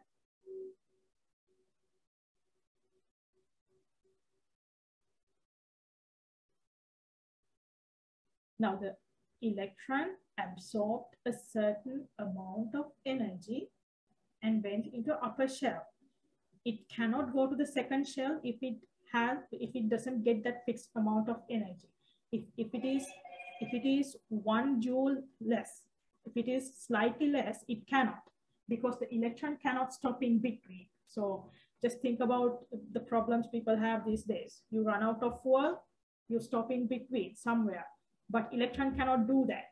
It cannot stop in between. It has to go all the way up or just stay where it is. So that is pretty much like the case. So that is absorption. Now let's say the electron somehow went up there. Now I'm going to erase the electron from here. And let's see what is going to happen next. Now the electron went up there. This is where electron is. Now let's say it want to come back into where it was. If it want to get back down here where he was earlier, he has to release the energy that was absorbed. So now what it's going to do is it's going to release energy.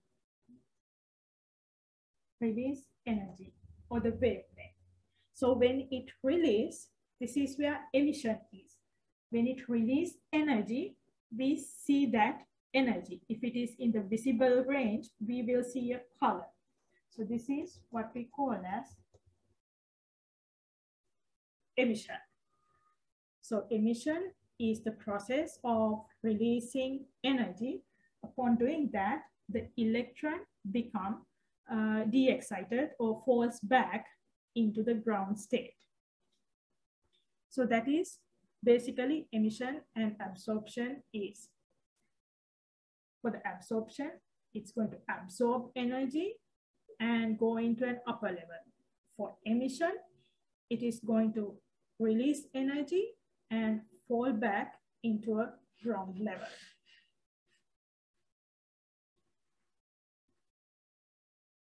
All right.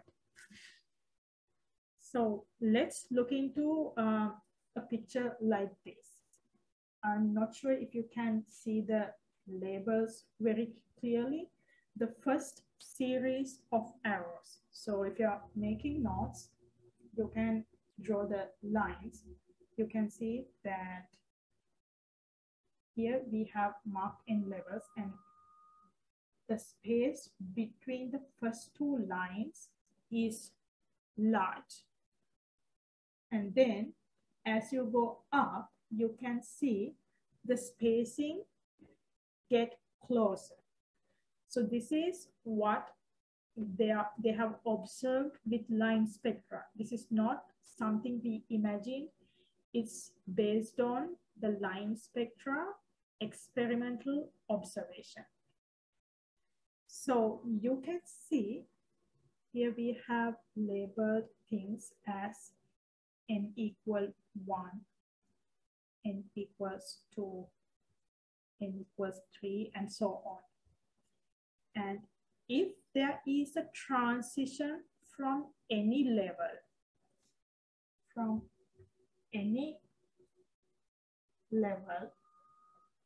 to n equals 1, we call that as a Lyman series.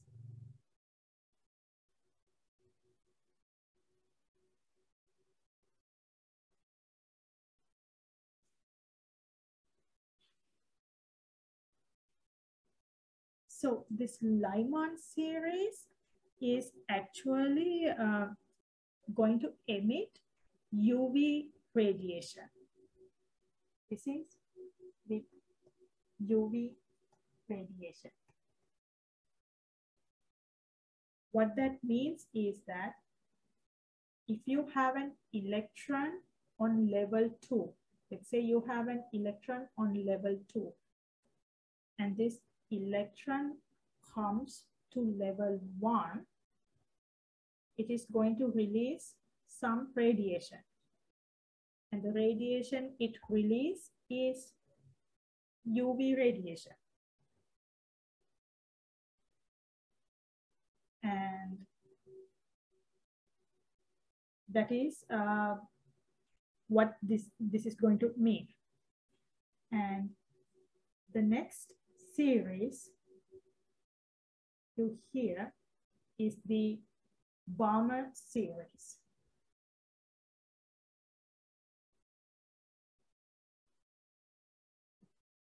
So from any level coming to level 2,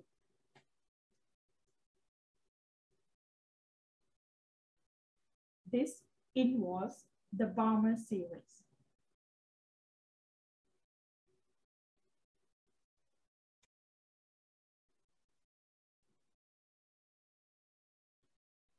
So that means if you have an electron on level, either level 3 or level 4, when it comes down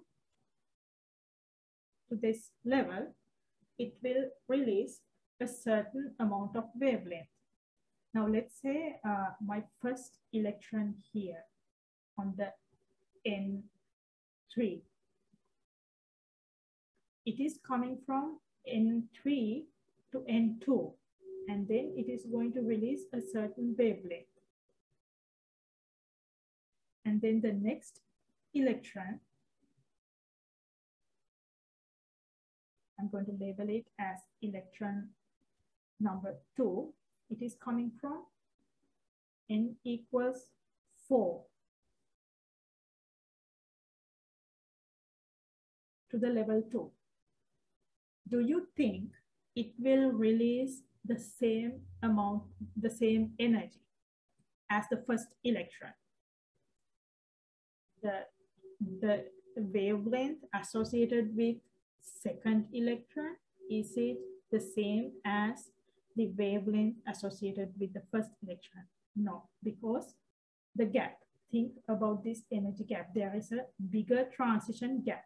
So this will emit a different wavelength. So let's say this is L2 and the other one is L1. These are L1 and L2 are two different wavelengths. So lambda 1 and lambda 2 are different wavelengths. And if the wavelength is different, you can think that the frequency is also different. If wavelength is different, the frequency is different. If the frequency is different, and then thereby the energies associated are also going to be different.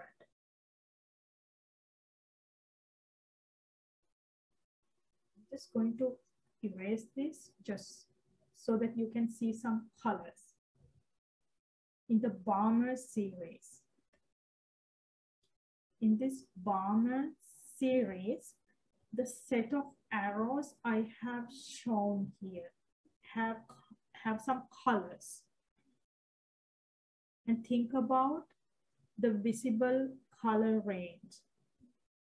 which color has a higher energy from visible light? Is it red light or the purple light? Which is of higher energy? If you can recall, you saw that purple light was much towards the smaller wavelength. There was a smaller wavelength for purple and a relatively larger wavelength for red. So we can say this purple line here, that transition. See, it has a bigger transition. It moved a bigger distance. The gap is bigger. So what that means, this transition has a higher energy. That transition has a higher energy. If it has a higher energy, what do you think about lambda, the wavelength? If it has higher energy, it should have a smaller wavelength. Smaller the wavelength, higher the frequency, higher the frequency, higher the energy. So the relationship is smaller wavelength leads to higher frequency, and the higher frequency leads to a higher energy. Since this purple line, let's imagine it's giving purple light or violet. So it's high energy, it has small lambda. And let's compare it with the red line, the red transition. It has a smaller gap. It moved a smaller distance between these energy levels. So we can say this transition is associated with smaller energy. If its energy is smaller, its lambda is going to be larger. So that means if our electron moves from N3 to N2, it will emit red light, wavelength of red. And if it moved from a much upper level, if it moved from this N6 to down here, we can say it is kind of associated with the purple line. And you can see the other ones are in between the two extremes. For example, the green transition. Let's say your electron was here. This transition releases the fixed amount of energy associated with the green light. So we are going to discuss these things again in more details. Usually the line spectra part can be a little bit confusing. It's because you actually have to build this relationship. You have to really think about this relationship. It's a lot easier to do calculation. We can take the equation and plug in numbers and do the calculation. But ultimately, you have to build that relationship into line spectra, how the wavelength, frequency, energy is going to relate to this. So what we have to know is that in this transition, we can define certain series. The Lyman series is transition to and from any level to N1. And the Balmer series from any level to level 2. And this is, we call as partly visible.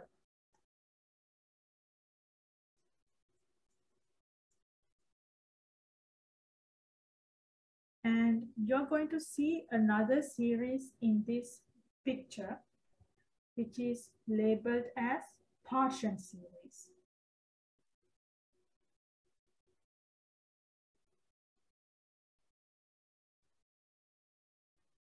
And in the partition series, can you see what kind of a transition happened? Everything is coming to N3. So from any level to N3, from anywhere to N3 is a partition. And the partition series is in the IR region. That is, if there is any radiation absorbed or released, that radiation is in the IR region of the electromagnetic spectrum. And then here you see another name, which is brackets. This is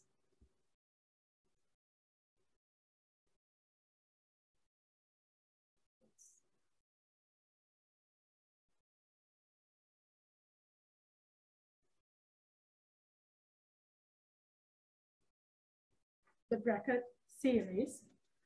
This is also in the IR region. And you will find bracket series occurring from anywhere to N4.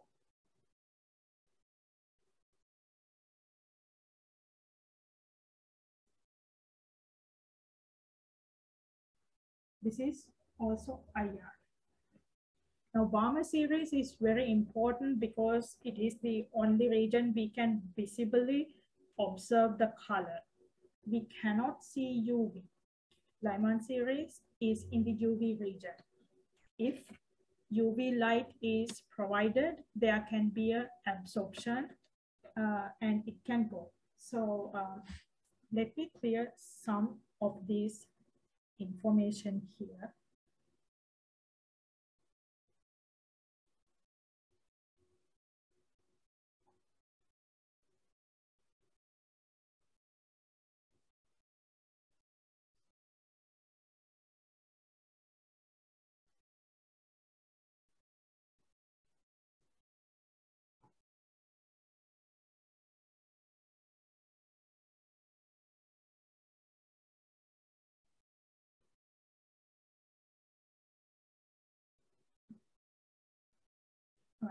So earlier we talked about absorption and emission. So let's think about these absorptions and emission in the same picture a little bit more. First, here we talked about the line. Now I mentioned it is from any level to N1.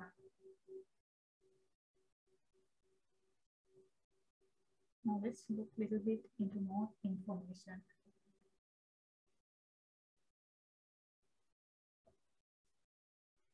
Earlier I mentioned any level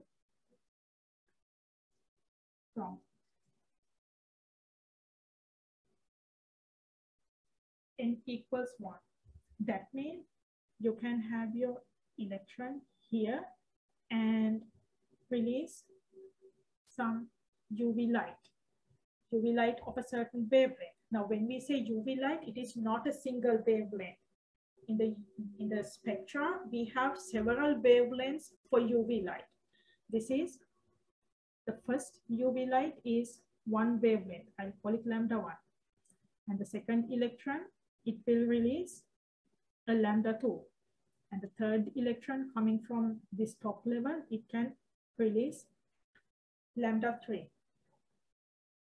Now, which electron will have the highest energy UV from these 3 electrons? I will label them 1, 2, and 3. Which electron will emit UV radiation with highest energy.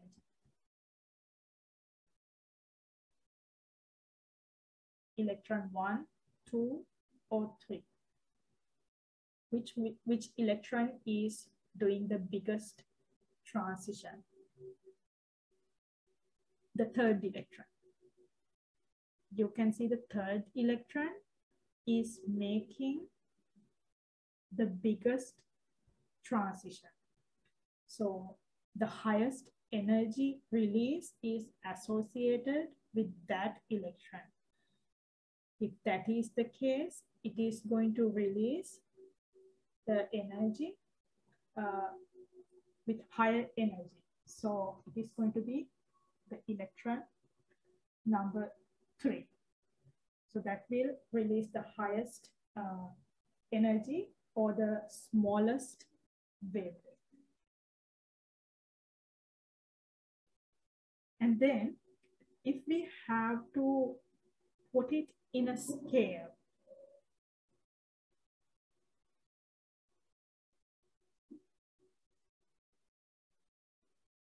let's say I want to put these 3 electrons on a scale. The energy released by the 3 electrons on a scale.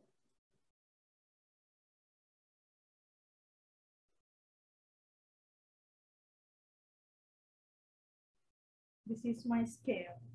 On the left end, I'm going to put small lambda. Small, I'm going to put large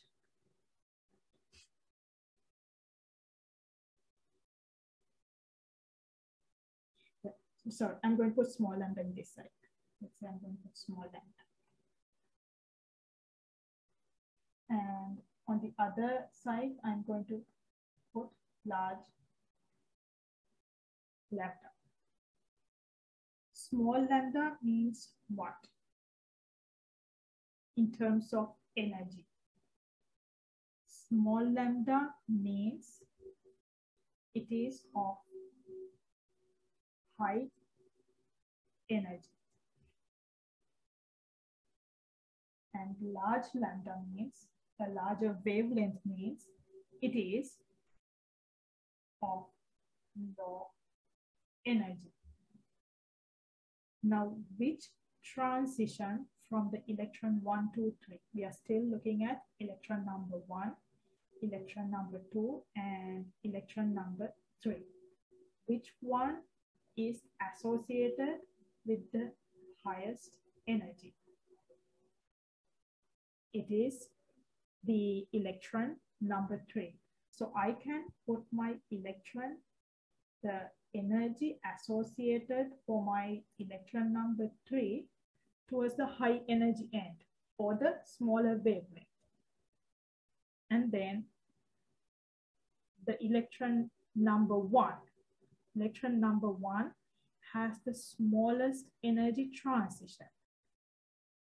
So I'm going to place it in the smaller energy transition. So if there is a UV band that is associated with the smallest transition, I can put it in the lower energy side. Lower energy translate into larger lambda. And my second electron, whatever the energy associated with it, I can put in between. Now we are going to practice a little bit more into drawing these line spectra. It is actually not very hard, but the key is understanding the relationship between wavelength, energy, and frequency. Let's see if we can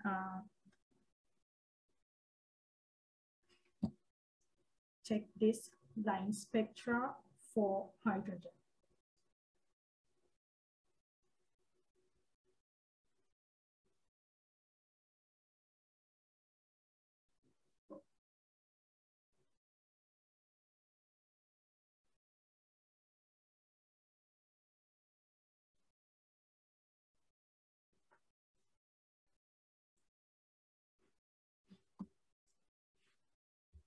we have this line spectra. And in this line spectra, you can actually see color.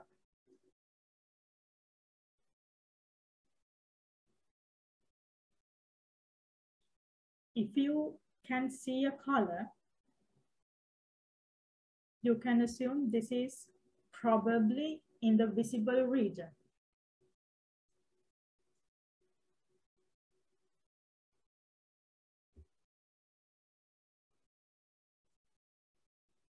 If it is in the visible region, what name can you give it in terms of these series I mentioned?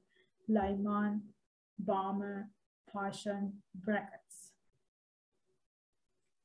It probably should be in the Balmer series.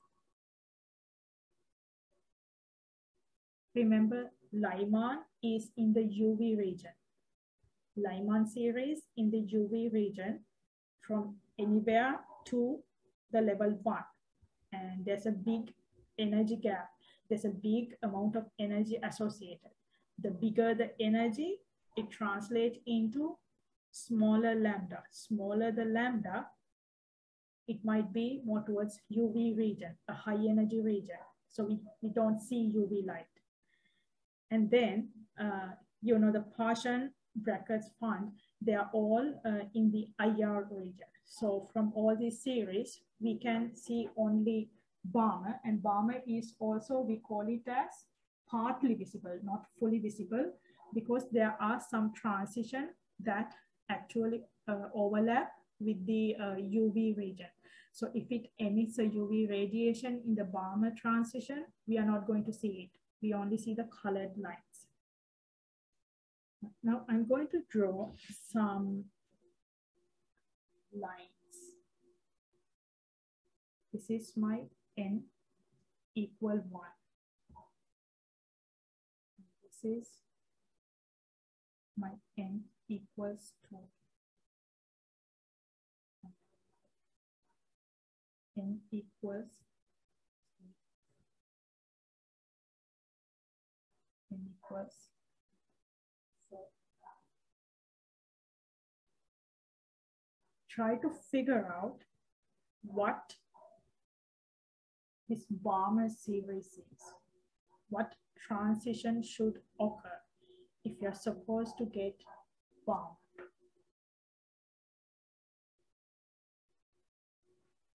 This is from anywhere to n equals 2.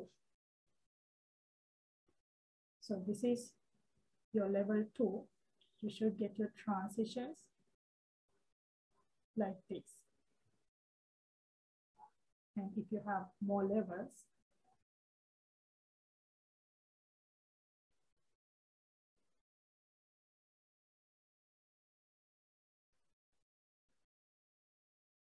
now that is our Balmer series.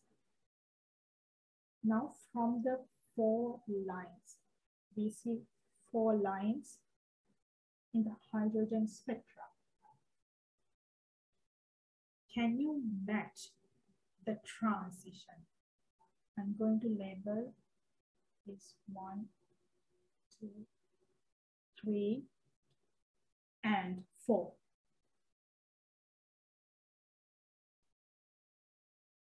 Think about the transition labeled as 1.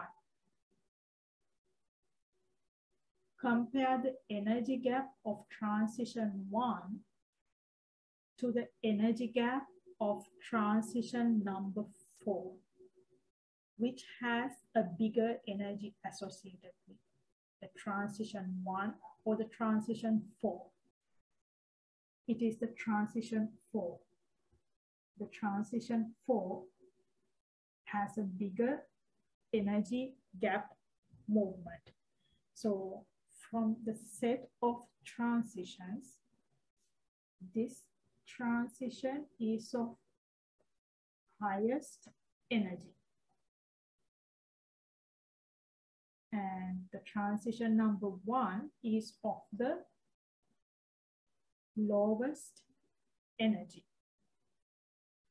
Now, can you label which one is the red line in the hydrogen spectra and which one is the violet line? If you have a higher energy means small lambda. Lowest energy means large lambda. So that means our transition number 1 can be related to this red line. And our transition number 4 can be related to this purple line. And then think about the other transitions we have. Transition number 3. What do you think this could be? This should be our number 3.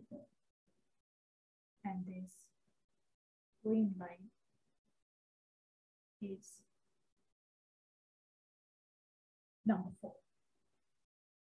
So when you really think about it, it is not that hard.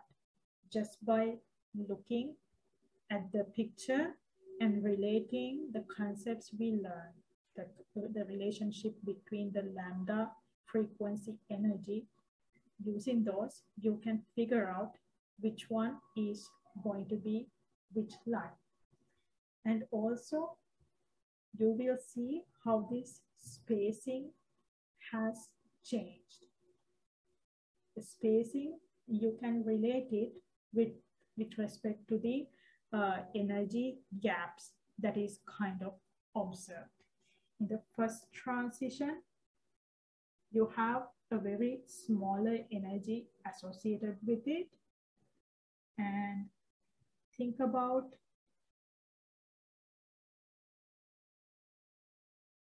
these two gaps. The gap between here. I think I just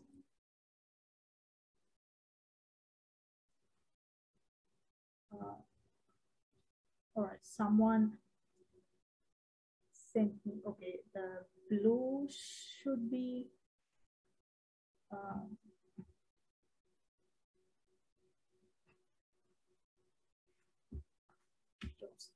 yeah, I think I mislabeled it. Don't know what I was doing here. So this is yeah, thank you for the correcting. This is 2. I don't know what I was writing there. All right, so I believe you get the idea. So you can actually relate those lines and easily translate it.